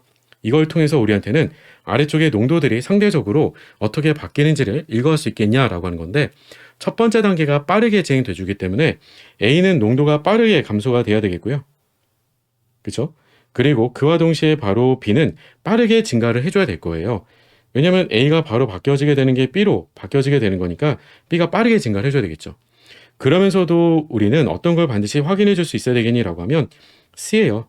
C가 생성되는 거는 두 번째 단계 생성되다 보니까 천천히 우리가 바로 증가를 이뤄가야 되겠지라고 하는 것이고 충분히 시간이 경과되게 되면 C에 해당되는 우리가 바로 농도도 크게 변화가 없게 되겠지라고 하는 거죠. 따라서 답은 우리가 바로 1번이라고 풀으시면 되죠. 워낙 간단했던 문제니까 여러분들이 쉽게 문제를 푸실 수가 있겠고요. 흔히 사전평형 근사법이라고 하는 것도 문제를 풀 때 다음 같은 결과들을 가지고 우리가 근사적으로 문제를 풀어가게 되는 거겠죠. 11번의 답은 1번이었고요. 우리는 이어서 12번 문제도 풀어가 보도록 할게요. 12번 문제 같이 풀어보도록 할게요. 12번은 표는 몇 가지의 차기온의 결정장 갈라짐 에너지를 나타낸 것이다 라고 제시로 보여주고 있고요. 이 표에 있었던 각각의 화합물들에 대해서 비교를 볼 때 자료 해석형 문제라고 하는 건 금방 알 수가 있잖아요. 근데 그 자료 해석형 문제라고 할지라도 먼저 구별이 좀 필요했던 것은 다음같이 코발트로 이루어져 있는 화합물과 그리고 아래쪽에는 크롬으로 이루어져 있는 화합물이 있다는 거예요. 먼저 크게는 이 두 가지로 구별을 해두고 그 안에서도 마찬가지가 될 텐데 그 안에서 보니까 우리는 첫 번째, 두 번째까지는 둘 모두 다가 6배짜리 착화물인 걸 보여주고 있고 그리고 세 번째는 4배짜리 착화물인 걸 보여주고 있죠. 그러면 우리한테는 일단은 배위수의 차이가 생기게 되겠고 그럼 구조를 구별할 수가 있을 텐데 일단은 그 구조를 구별해 준다라고 얘기를 했을 때 코발트를 통해서는 4배짜리 착화물이 평면사각형은 불가능한 거잖아요. 따라서 덕분에 그 기하 구조다라고 한다면 즉 배위수를 통해서 우리는 기하 구조를 바로 파악할 수 있어야 될 건데 그 기하 구조는 첫 번째, 두 번째는 모두가 다 8면체 구조가 되겠고 네 번째만 우리가 바로 4면체 구조가 되겠지 라고 하는 것과 동시에 결정장 갈라짐 에너지라고 하게 되면 기본적으로는 델타 O, 옥타헤드랄일 때 즉 8면체 구조일 때가 그나마 갈라짐이 조금은 더 크다라고 하는 거죠. 4면체 구조일 때보다는 4면체 구조일 때가 제일 작은 거니까 최소한 적어도 우리가 그러면 주어져 있는 동일한 리간드 종류가 되는 동일한 리간드 종류라고 했던 건 바로 암모니아가 되겠죠. 동일하게 암모니아 결합을 하고 있을 때를 기준으로 봤을 때 물론 나머지도 동일한 거죠. 산화 상태가 둘 다 똑같이 플러스 이가로 왜냐면 중성의 리간드니까요.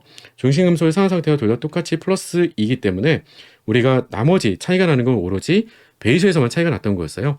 4면체 구조가 되게 되면 그럼 그 구조에서의 갈라짐은 우리가 8면체보다는 작더라라고 했던 거.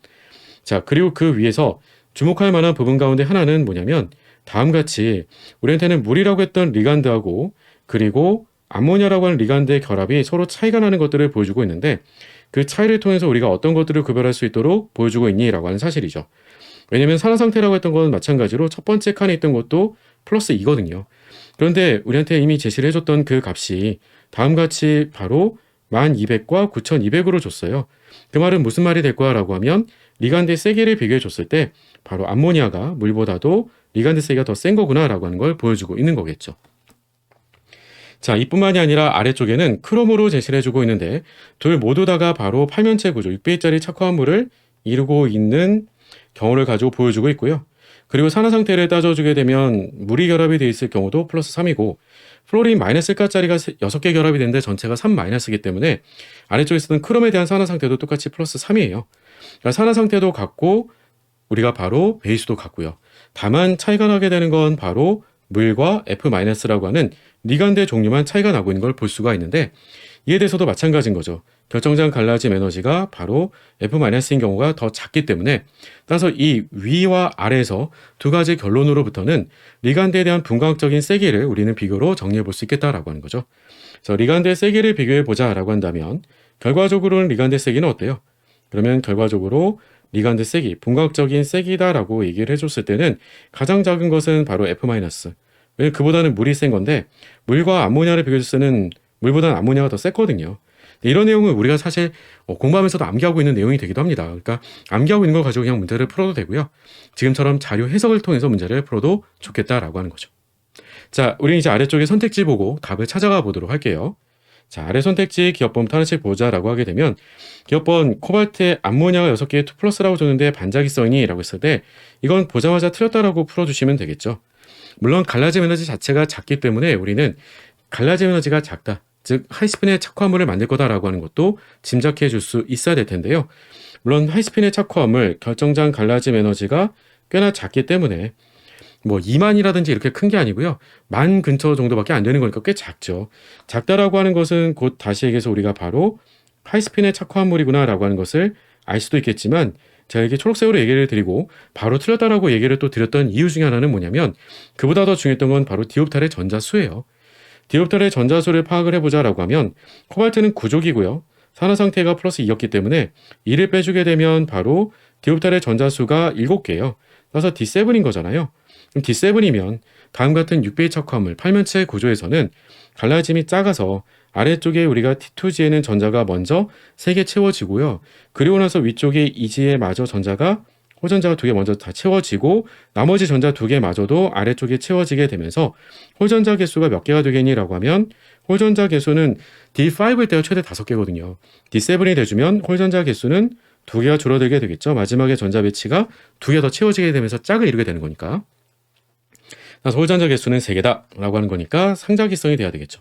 기업번은 틀렸고 니은번의 가에 해당되는 값은 1200보다 큰 거니? 라고 했는데 이미 우리는 예측을 해볼 수가 있었던 거잖아요. 따라서 우리가 니은번도 틀렸고요. 이보다는 작다라고 얘기해 줬어야 되겠고 마지막 디귿번에서는 그러면 분광학적인 계열의 순서를 따져봤을 때 맞는 거냐라고 했던 거니까 이미 우리는 그 결과를 자료 해석을 통해서 알아내게 됐던 거잖아요. 따라서 답은 디귿번 하나만 맞으므로 답은 3번이라고 풀어주면 되겠죠. 착화물 문제는 기본적인 내용만 제대로 암기하고 있다면 더 손쉽게 문제를 빠르게 풀 수도 있는 거니까 자료 해석은 여러분의 참고 정도로만 봐두시면 되겠고 암기한 내용들 가지고 문제를 바로 풀어가셔도 무방하겠다라고 하는 겁니다. 자, 우린 이어서 13번 문제 풀어가 보도록 할게요. 13번 문제 같이 풀어보도록 할게요.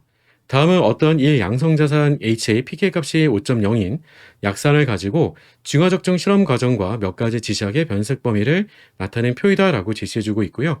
이렇게 실험 과정이 등장을 하니까 막상 이게 거의 뒤쪽에 후반부에 제일 마지막에 출제된 문제인가라고 생각이 드는데 이 문제 말고도 실험문제들이 또 이렇게 같이 연관돼서 출제가 되는 거니까 중간에 그냥 산염기 적정 문제구나라고 봐두시면 더 좋을 것 같습니다.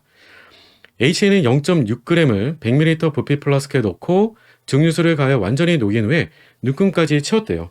항상 어떤 단어가 같이 늘 묶여서 다닌 거니? 라고 하면 부피 플라스크라고 하는 단어, 용어하고 눈금까지 채웠다가 항상 같이 다녀지게 되는 거죠.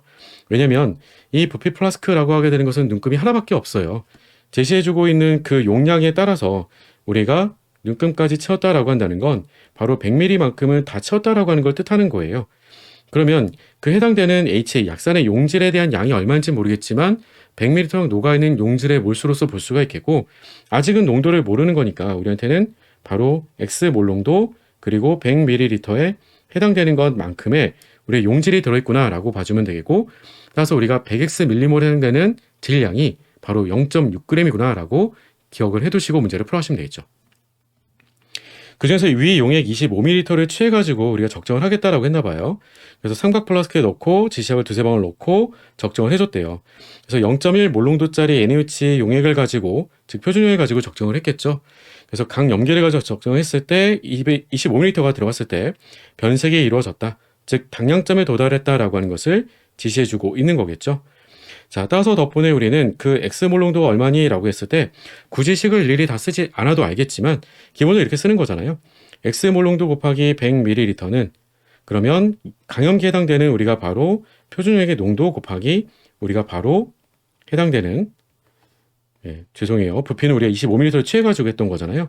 25ml 곱하기 X몰 농도 곱하기 0.1 몰 농도 곱하기 25ml만큼의 바로 당량점의 부피 곱이 서로 같은 양만큼 넣어주게 됐을 때 약산의 그 작은 전부 다 바꿔주게 된 거죠.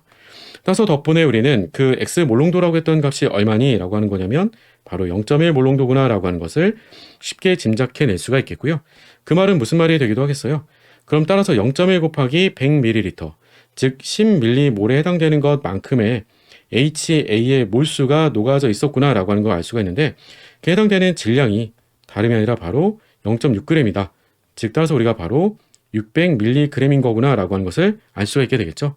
양쪽에 밀리 지우고요. 10배도 지워주게 되면 HA에 해당되는 우리가 바로 몰 질량도 바로 알아낼 수가 있겠지라고 하는 거죠. 따라서 색깔만 구별해 두자라고 한다면 따라서 우리가 HA의 몰 질량이다라고 한다면 60g/몰이구나 라고 하는 것을 바로 짐작해낼 수 있을 거예요. 자, 두 번째는 지시약의 변색 범위를 같이 보여주고 있었으니까요. 어떤 지시약을 선택해야 될까라고 하는 건데 다름이 아니라 우리한테는 바로 약산액의 짜검기로 전부 다 바꿔주게 되는 시점이 당량점이에요. 그러니까 당량점에 도달하게 됐을 때 변색이 일어나게 되는 이유는 바로 모든 화학종이 약염기로 바뀌어지기 때문에 주화학종이 약염기라고 하게 되는 것은 약염기성 수액이 됐다는 얘기예요. 약염기성이 될 때 변색이 일어나게 될 수 있는 지시약을 골라줘야 되기 때문에 그 대표적인 지시약은 바로 페놀프탈레인을 골라주면 되겠지라고 하는 거죠. 따라서 무색에서 우리가 분홍색으로 바뀌게 되는 걸 통해서 우리는 당량점에 도달했다라고 하는 걸 읽어줄 수 있겠다. 이렇게 봐두시면 되겠죠. 자, 이제는 우리는 아래쪽으로 내려와서 선택지에서 어떤 것들을 질문 주고 있는지 바로 확인해 보도록 할게요. 자, 기업번에서는 HA의 몰 질량은 60이 맞는 거냐라고 했던 건데 이미 같이 문제를 풀면서 확인했던 거니까 따라서 우리는 덕분에 바로 확인했던 내용을 가지고 답이 맞다라고 하는 거 찾아만 가주시면 되겠죠. 그래서 기업번은 맞다. 니은버선은 가의 용액에 메틸오렌지 지시약을 가하게 되면 그 색깔은 노란색이 되는 게 맞냐라고 했는데 이 말은 틀리겠죠. 왜냐면 우리가 바로 가 용액이다라고 했던 것은 뭐가 되겠어요? 주화학종이 다름이 아니라 바로 HA예요. 그 HA의 가에서의 용액이다라고 하는 건 초기 농도 0.1 몰농도짜리인 바로 약산 수액이에요. 그 약산 수액에 해당되는 우리가 산의 농도다라고 하는 것은 pK 값을 가지고 계산해 주게 되면 다음같이 계산하게 되겠죠. 바로 0.1 곱하기 10의 5제곱이 돼주겠고요. 따라서 해당되는 몰농도라고 하는 건 10의 3제곱 몰농도예요. 따라서 pH로 따져주면 약 3 정도가 되기 때문에 이때 색깔은 뭐가 되겠어요? 노란색이 아니라 메틸 오렌지를 넣어주게 되면 그 색깔은 따라서 우리가 바로 빨간색으로 존재를 하게 되겠구나라고 하는 거죠. 3점이 이상이 돼야지 그때부터 변색이 일어나기 시작하는 거니까요. 그래서 니은번은 틀렸다. 맞아, 디귿번에서는 그러면 나의 지시약으로 가장 적절한 것은 메틸레드는 아예 안 맞겠죠. 페놀프탈레인이다라고 하는 것 아까 이미 찾아줬으니까 답은 1번이라고 풀어주시면 되네요. 간단하죠? 자, 13번의 답은 1번이었고요. 우리는 이어서 14번 문제 바로 풀어가 보도록 할게요. 14번 문제 같이 풀어보도록 할게요. 반응 1에서 3은 니켈의 차기온에 대한 반응을 나타낸 것이다 라고 제시해주고 있고요. 반응 1번, 2번, 3번은 각각 6개의 암모니아 아니면 EDTA 아니면 CN-와 반응을 해서 그 결과로 새로운 착화물을 만들게 되는 치환 반응에 관련된 것들을 보여주고 있어요. 이에 대한 설명으로 옳지 않은 것은 이라고 하는 것을 질문 주고 있는데, 니켈은 재밌게도 기본적으로 착화물을 이루게 됐을 때 다른 산화수들을 거의 갖지 않는다라고 보셔도 돼요. 다음과 같이 니켈은 항상 어떤 형태로서 출제가 되냐라고 하면, 일반화 온도가 되는 수준에서는 니켈이 다른 산화 상태를 갖고 있는 건 제가 아예 본 적이 없어요. 그냥 니켈은 무조건 2+짜리다 라고 기억하고 계셔도 괜찮습니다. 따라서 니켈은 2+다 라고 하는 것, 그리고 10족 금속이기 때문에 덕분에 디옵탈의 전자수라고 하게 되면 족번호 10족에서 산화 상태를 빼주게 되면 D8이 되겠고요. D8은 우리가 어떤 경우라고 하더라도 홀전자수가 사실은 바뀌지가 않습니다. 최소한 팔면체 구조를 그대로 유지를 한다라고 했을 때는 홀전자수는 좀 바뀌지가 않는데요. 그 이유는 뭐 때문에 그러니? 라고 하는 게 갈라짐이 크건 작건 상관이 없어요. 간단하게 그려보자라고 한다면 사실 팔면체 구조일 때는 갈라짐이 크냐 작냐에 따라서는 홀전자수가 달라지기도 하잖아요. 그런데 D8이다라고 하게 되면 아래쪽에 먼저 3개를 채우고요. 마저 나머지 3개를 밑에 채우고 위에를 채우지 않더라도, 위에를 먼저 갈라짐이 작아서 위에를 채우더라도 채우고 나면 밑에 쪽에 아래쪽에 나머지 전자 3개를 채우게 되는 걸 통해서 아래쪽이 모두 전자가 채워지게 되는 결과를 볼 수가 있어요. 즉 홀전자수가 2개짜리가 되는 거겠죠. 그래서 우리한테는 홀전자수 사실상 양쪽에 차이가 나게 되는 건 다음 같은 D8일 때가 아니고 D4부터 D7의 전자 배치일 때는 홀전자수가 갈라진 정도에 따라 차이가 생길 수 있겠지만 D8이 돼주면 우리가 홀전자수는 늘 같다라고 하는 겁니다. 그래서 자기성은 우리가 바로 크게 변화가 있지는 않겠구나라고 하는 것을 짐작해 볼 수가 있게 되겠고요. 다만 자기성의 변화가 생길 때가 딱 한 가지가 있어요. 그때가 언제라고 하는 거냐면 다음과 같이 CN-가 결합을 하게 될 때가 되겠죠. 따라서 다음과 같이 우리가 강장 리간드가 4개가 결합을 하게 되는 다음 같은 구조는 바로 사면체 구조가 아닌 평면사각형 구조가 된다라고 하는 거죠. 평면사각형 구조가 되면 어디엔 전자가 채워지지 않아서 dx제곱-y제곱 축성 오비탈인 바로 x축, y축으로는 전자가 채워지지가 않는다는 거잖아요. 그러니까 여기만 전자가 안 채워지는 거죠. 따라서 덕분에 우리는 바로 반자기성이 되더라라고 하는 거죠. 이 경우만 제외한다면 나머지 경우들에서는 우리가 바로 그 자기적 성질이 상자기성인 것을 나타낼 것이다 라고 하는 거예요. 자, 아래쪽에 선택지 보고 문제 풀어가 보도록 할게요. 반응 1에서 중심금속의 홀전자 개수는 변하지 않는다. 네, 이 말은 이미 맞는 말이었었고요. 2번에서는 엔트로피가 증가하는 반응인 거냐라고 하면 입자수가 증가되는 반응이었죠. 하나가 들어가서 6개가 나왔기 때문에 입자수가 증가되는 반응인 거니까 엔트로피는 증가되는 반응이 맞았고요. 3번에서는 반응 2를 통해서는 중심금속의 배수는 감소가 되는 건 아닌 거죠. 계속 똑같이 6배는 동일하게 유지가 됐던 거고요. 그래서 답은 3번이 되겠네요. 4번에서는 중심금속의 산화 상태도 변하지 않는 거죠. 처음에 제시를 했던 것처럼 그대로 플러스는 동일하게 유지가 되겠고요. 마지막 5번에서는 광합성체가 존재를 하는 거니? 라고 했는데 EDT라고 했던 것은 바로 6자리 리간드잖아요. 6자리 리간드가 되다 보니까 항상 우리는 바로 모두가 다 시스 형태로만 결합을 하게 되는 거고요. 따라서 그 덕분에 분자의 대칭면이 존재하지 않기 때문에 바로 마주보게 되는 거울상이 존재할 수밖에 없는 거겠죠. 따라서 우리가 광합성체는 존재를 하더라. 따라서 답은 3번이라고 풀어주시면 되겠네요. 14번의 답은 3번이었고요. 우리는 이어서 15번 문제 풀어보도록 할게요. 15번 문제 같이 풀어보도록 할게요. 생화학적 완충 용액에 제조에 사용되는 트리스는 약한 염기로 다음같이 산과 반응한다라고 주어져 있고요. 일단은 pK B값이 주어져 있으니까 우리는 pK A값으로 좀 바꿔놓을 필요는 있겠죠. 따라서 우리가 바로 트리스 H+라고 하게 되는 약산성 형태로 바뀌어지게 됐을 때 그에 해당되는 바로 pK A값이다 라고 한다면 그 값은 얼마라고 얘기할 거니? 라고 하게 되면 그 값은 다음같이 제시를 해주면 되겠죠. 이 값은 우리가 14에서 5.9를 빼주면 되는 거니까 따라서 우리가 그 값은 약 8.1이라고 얘기해 주면 될 거예요. 자, 그런데 이런 pK 값을 가지고 있는 바로 약산에 대해서 어떻게 준 거야 라고 하는 거냐면 0.01 몰롱도의 트리스 용액에 진한 염산을 첨가를 해서 제조한 완충 용액의 pH를 측정을 했더니 그 값이 7.1이라고 제시해 주고 있어요. 자, pH가 7.1짜리가 돼주는 완충 용액이다. 이 말은 무슨 말이 될까라고 하는 거냐면 pk 값이 8.1이었으니까 그러면 7.1짜리인 완충 용액은 pk 값이 8.1이고 플러스 로그 우리가 1만큼이 감소가 된 거잖아요. pk 값 기준에서. 그 말은 바로 1만큼 감소가 된 산이 많다는 게 되겠죠. 산이 10이다라고 하면 그 짝은 염기는 1만큼 있겠지라고 해주면 되겠죠. 그래서 우리가 10대 1의 비율로 있더라라고 얘기해 주면 될 것 같고요. 자, 이런 내용들 가지고 뭐라고 질문 주고 있는지 같이 확인해 보도록 할게요. 이 용액을 희석을 하게 되면 완충 용량은 증가를 할 거니? 라고 했는데 희석을 한다라고 하게 되는 것은 농도가 줄어든다라고 하는 것을 뜻하는 거잖아요. 물론 그렇다라고 해서 완충 용량 자체가 달라지지는 않습니다. 어차피 완충 용량이라고 하는 것은 급격한 pH의 변화 없이 수용 가능한 강산이나 가염기의 양을 얘기하기 때문에 반응할 수 있는 약산이라든지 혹은 그 약염기의 양 자체는 변화가 없어요. 변화 없기 때문에 우리가 바로 완충 용량이라고 하는 것도 증가되거나 감소가 되는 게 아니라 그냥 변화 없다라고 하시면 되겠죠. 따라서 우리가 기업번은 틀렸고요. 니은번에서는 이 용액에 존재하는 트리스 H 플러스의 농도는 트리스 농도의 10배가 되는 게 맞는 거냐라고 했는데 네, 이 부분은 이미 위에 문제에서 풀 때 주어진 정보로부터 먼저 확인을 해줬던 거죠. 따라서 니은번은 맞고요. 디귿번서는 산에 대한 완충 효과와 염기에 대한 완충 효과를 가지고 비교로 질문 준 건데 앞서서 본 것처럼 산이 염기보다 많이 들어있었어요. 그 말은 염기랑 반응할 수 있는 산이 많은 거잖아요. 그러니까 염기에 대한 완충 효과가 더 크겠죠. 따라서 산에 대한 완충 효과보다는 염기에 대한 완충 효과가 더 크다. 그래서 산에 대한 완충 효과가 염기에 대한 완충 효과보다 크다가 아니라 작다라고 해줘야 되겠죠. 따라서 디귿번 틀렸고 따라서 답은 2번, 니은번 하나만 맞다라고 풀어주면 되겠네요. 간단했죠? 15번의 답은 2번이라고 풀어주시면 되겠고요. 우리는 16번 문제로 이어서 문제 풀어보도록 할게요. 16번 문제 같이 풀어보도록 할게요.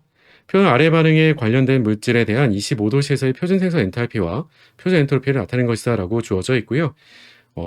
A, B, C에 해당되는 표준 생성 엔탈피와 표준 엔트로피가 주어져 있기 때문에 문제에서 보게 되면 반응물은 A하고 B고요. 생성물은 C가 됩니다. 그럼 이것부터 먼저 나눠가지고 생각을 해두시면 좀 더 편하게 문제를 풀 수가 있겠죠. 그리고 각각의 물질에 해당되는 개수가 A는 1이고 B는 3이고 C가 2가 되기 때문에 각각의 개수들을 계산할 때 곱으로써 계산해주면 간단하게 우리는 반응 엔탈피랑 반응 엔트로피를 구할 수가 있게 될 거예요. 즉 반응 엔탈피다라고 한다면 반응 엔탈피는 얼마가 되겠어요? 마이너스 50kJ에 해당되는 값에다가 바로 개수 2배만큼 곱을 해주면 되겠고 반응 엔트로피다라고 하게 되면 표준 반응 엔트로피는 바로 2배를 해주는 것부터 시작을 해줘야겠죠. C에 대해서는 우리가 개수 2배 150의 2배가 되니까 300이 되겠고 빼기 반응물에 해당되는 것들은 A가 개수가 1인 거니까 1 곱하기 200 더하기 바로 B가 개수가 3이었으니까 3 곱하기 바로 B에 해당되는 절대 엔트로피 100 계산해 주게 되면 우리는 줄 퍼 켈빈으로 계산을 해줄 수가 있을 텐데 해당되는 값을 계산을 끝까지 해보게 되면 약 마이너스 200 정도가 되는 거니까 값은 마이너스 0.2 킬로줄 퍼 켈빈으로 단위만 잘 조심하셔가지고 킬로줄 단위로 맞춰주게 되면 문제를 손쉽게 풀어갈 수 있을 거예요. 문제에서는 우리가 델타 H서트랑 델타 S서트를 다음과 같이 손쉽게 계산할 수 있도록 문제에서 정보를 제공해 주고 있었던 거니까 이 주어진 정보들로부터는 25도시에서의 바로 델타 G노트도 판단해 줄 수가 있겠지라고 하는 거죠.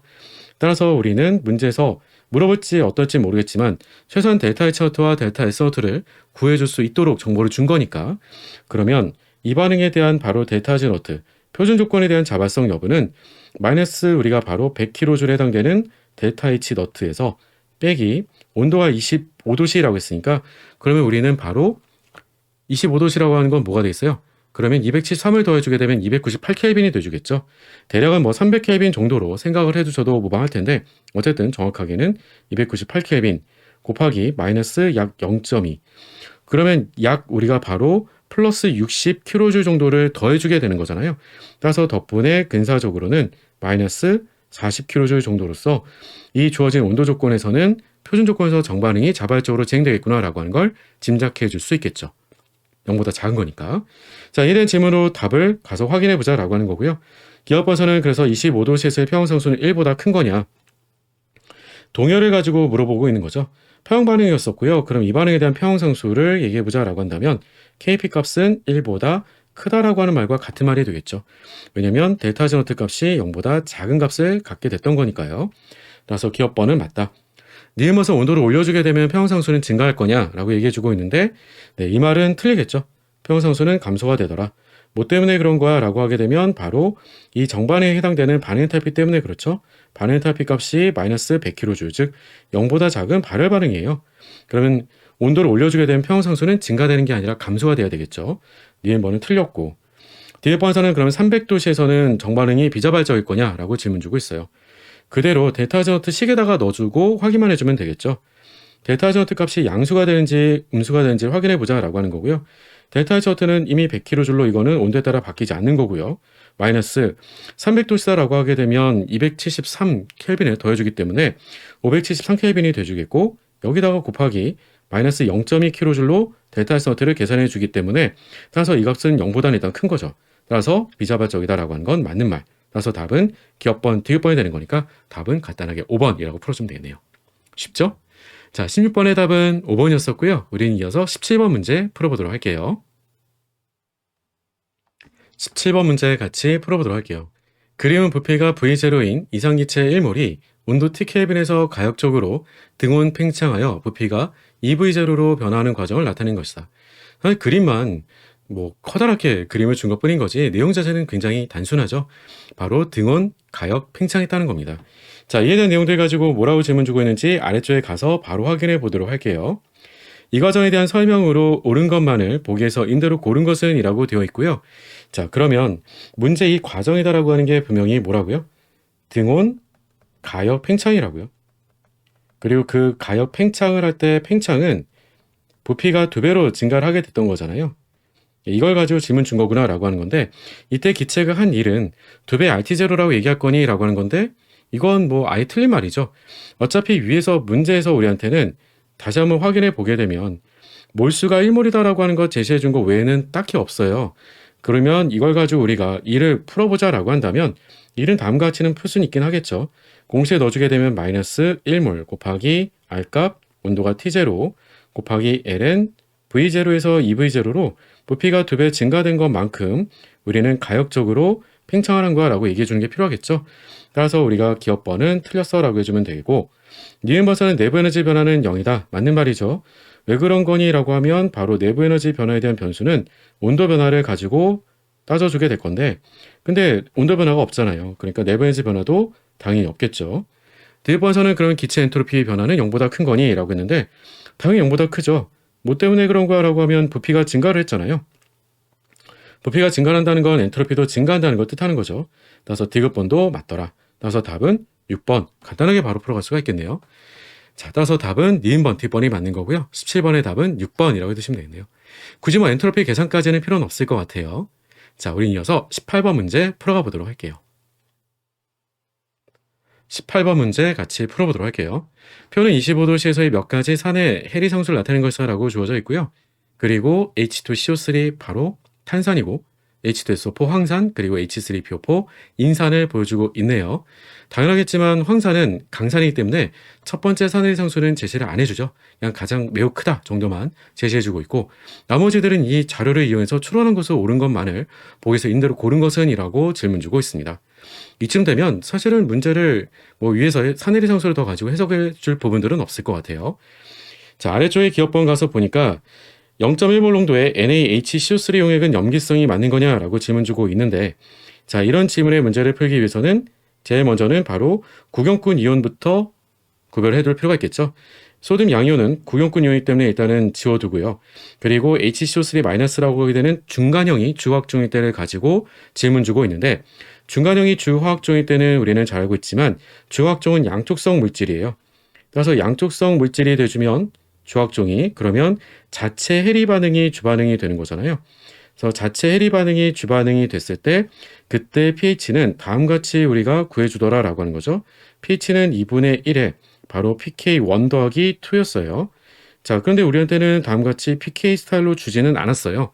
대신 산해리 상수로 주어진 거니까 이를 통해서는 그러면 산의 농도를 다음같이 구해주면 되겠다라고 하는 거죠. 이렇게 우리가 P스케일로 쓸 수 있었던 이유이기도 한 건데, 바로 루트에 산해리 상수를 둘을 고분해주게 되는 거죠. 그래서 KA1과 우리가 바로 KA2를 곱으로써 제시해주면 되겠고, 문제는 그 값이 위에서 보여진 것 가지고 살펴보게 되면 10의 마이너스 약 18제곱 정도가 되줘요. 따라서 그 값은 루트 씌워서 계산해 주게 되면 따라서 바로 10의 마이너스 7제곱 몰롱도보다는 작은 건 짐작해 줄 수가 있겠죠. 따라서 덕분에 우리가 염기성이다라고 말해줄 수 있어야 되겠다라고 하는 거죠. 기억번은 맞는 말이 되주겠고요. 니은것은 0.1몰 농도의 H2SO4 용해에서 H 플러스의 농도는 0.2몰 농도인 거냐?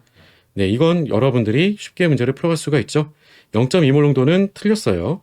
왜 그러냐라고 하면 첫 번째 사내리는 강산이기 때문에 100% 사내리가 맞지만 두 번째 사내리는 1.2 곱하기 10의 마이너스 2제곱이에요. 따라서 이 수행에서의 산의 농도다라고 하게 되면 모두가 다 사내리가 일어나진 않기 때문에 1차 사내리가 일어난 건 맞지만 우리가 바로 두 번째 사내리까지는 다 일어나는 건 아니기 때문에 그 농도값은 0.2몰 농도보다는 작다라고 얘기를 해줘야 되겠지라고 하는 거죠. 따라서 두 번째 사내리 상수가 1보다는 우리가 바로 작다라고 하는 걸 가지고 니은번은 틀렸다라고 해줘야 되겠다. 마지막 디귿번 0.1몰 농도의 Na3PO4 용액의 pH와 0.1몰 농도의 Na2CO3 용액의 pH를 서로 비교로 질문 주는 게 마지막 디귿번인데요. 이 디귿번에 해당되는 부분은 문제를 풀기 위해서 다음같이 바로 소듐 양이온 다 지워놓고요.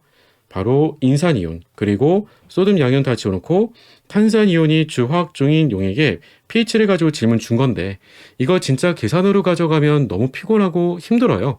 결국 우리가 비교를 하고자 하게 될 내용은 둘에 대한 각각의 바로 KB1에 해당되는 값을 가지고 비교를 가져가 줘야 될 건데 그 KB1을 비교하기 위해서는 그들의 짝관계를 가지고 생각을 해주면 간단하게 비교가 가능하겠죠.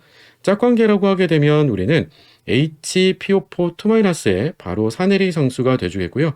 그건 다름이 아니라 곧 바로 KA3가 돼주겠고 마찬가지로 우리는 짝관계가 돼주는 중탄산이온 HCO3-의 바로 산해리 상수가 돼주는 K2를 가지고 비교를 해주면 될 거예요. 위에 주어져 있는 값이 우리는 바로 K2 중탄산이온에 해당되는 건 10-11제곱이고요. 그리고 KA3에 해당되는 건 10-13제곱이 되겠죠. 따라서 우리가 중탄산이온이 바로 HPO4 2-보다는 커요. 그 말은 즉 다시 얘기해서 염계리 상수가 누가 더 큰 거라고 하면 바로 인산이온 쪽의 염계리 상수가 더 큰 거죠. 더 크다라고 하는 것은 그만큼 OH-가 더 많이 해리가 돼서 나온다라고 하는 걸 뜻하는 게 되겠고요. 덕분에 pH가 더 높다라고 하는 것도 맞는 말이 되겠죠. 그래서 pH는 보다 낮다라고 줬기 때문에 틀린 말인 거죠. 그래서 높다라고 하는 게 단지 pH를 바로 가는 게 아니고요. OH-의 농도가 더 높은 거고요. 그 말인 즉슨 바로 pH가 더 높다라고 얘기해줘야 되겠다. 따라서 덕분에 디귿번도 틀렸다. 맞는 건 그러면 1번, 기억번 하나만 맞다라고 풀어주시면 되겠죠. 자, 18번의 답은 1번이었었고요. 우리는 마지막 19번 문제 풀고 마무리해 보도록 할게요. 19번 문제 같이 풀어보도록 할게요. 다음은 TiO2라고 하게 되는 바로 산화 타이타늄을 가지고 광촉매에 대한 설명이다 라고 제시해주고 있어요. 광촉매로 사용되는 무색 투명한 바로 산화 타이타늄은 가의 영역에 해당되는 빛을 흡수하게 되면 전자가 원자가 띠로부터 전도띠로 전이를 하게 된다라고 되어 있고요. 이 전자는 대기 중에 산소를 환원시켜서 어떤 녀석을 생성하게 되는데 그 나라고 하는 걸 생성을 하게 되면서 이것은 다시 더 환원되어 과산화 이온을 생성한다라고 되어 있어요. 또한 원자가 띠에 생성된 양전화 구몽은 흡착된 물을 산화시켜서 다음과 같은 다라고 하는 걸 생성하게 되는데 다는 산화력이 강하여 공기나 물에 포함된 유기물을 분해시킨다, 즉 산화시킨다라고 제시를 해주고 있네요. 즉 가나다에 들어가게 될 내용들을 주어져 있는 정보들을 가지고 쭉 연결시켜줘서 문제를 풀어주자라고 하는 거고요. 자, 다음같이 보게 되면 가나다를 파악할 수 있도록 알려주고 있는데요. 첫 번째 가라고 썼던 바로 에너지라고 했던 부분은 그 해당되는 에너지 준위 간격이 3.2 일렉트론 볼트보다 커야 된다라고 하는 걸 제시로 보여주고는 있어요. 물론 계산을 통해서 얘기를 할 수도 있을 것 같지만 기본적으로는 우리가 흔히 원자가띠에서 전도띠까지의 전자전이다라고 하게 될 부분들은 여러분들이 아예 쉽게 암기를 해두고 계셔도 좋아요. 적외선 같이 우리가 빨간색 빛, 적외선 우리가 흔히 물리치료 받을 때 많이 쪼이게 되잖아요. 빨간 빛 가지고서는 이런 전자전이는 불가능해요. 하지만 자외선 정도를 쪼여주게 된다면 자외선은 우리가 흔히 원자가띠에서 바로 전도띠까지 전자전이가 일어날 수 있는 에너지를 가지고 있어요. 그에 비해서 우리가 바로 액선이다라고 하게 되는 건 코엘렉트론에 해당되는 걸 전자전이 시켜주게 되거든요. 그러니까 원자가 띠에 있는 전자를 전자전이 시켜주기 위해서라면 그러면 그때는 바로 자외선이 되겠구나라고 하는 거고요. 그리고 나서 나라고 하는 건 뭐가 되겠니? 라고 하는 건데 나라고 했을 때는 지금 주어져 있는 걸 가지고 생각해 보게 되면 O2에서 나가 되고요. 나가 된 다음에 다시 한번 분명히 문제에서는 더 강하게 위에서 말로 줬잖아요. 더 환원시켜서 나를 생성한다라고 했어요. 그럼 환원이 더 돼서 나에서부터 과산화 이온이 된다라고 했던 거니까 그럼 그 중간의 형태로 가져야 되겠지라고 하는 거죠. 산화 상태를 생각해 보게 되면 O2는 제로였어요. O2 2 마이너스였다라고 하면 두 마리 합이 마이너스 2가 되기 때문에 평균적인 값은 마이너스 1이에요. 그러면 중간에는 뭐가 되겠어요?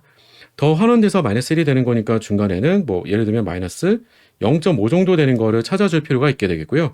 그럴 수 있는 게 과연 있겠니라고 하는 건데 그렇게 가능할 수 있을 화학종이다라고 하게 되면 2번, 3번 선택지 가운데서는 O2 마이너스 라디칼 정도가 되겠죠.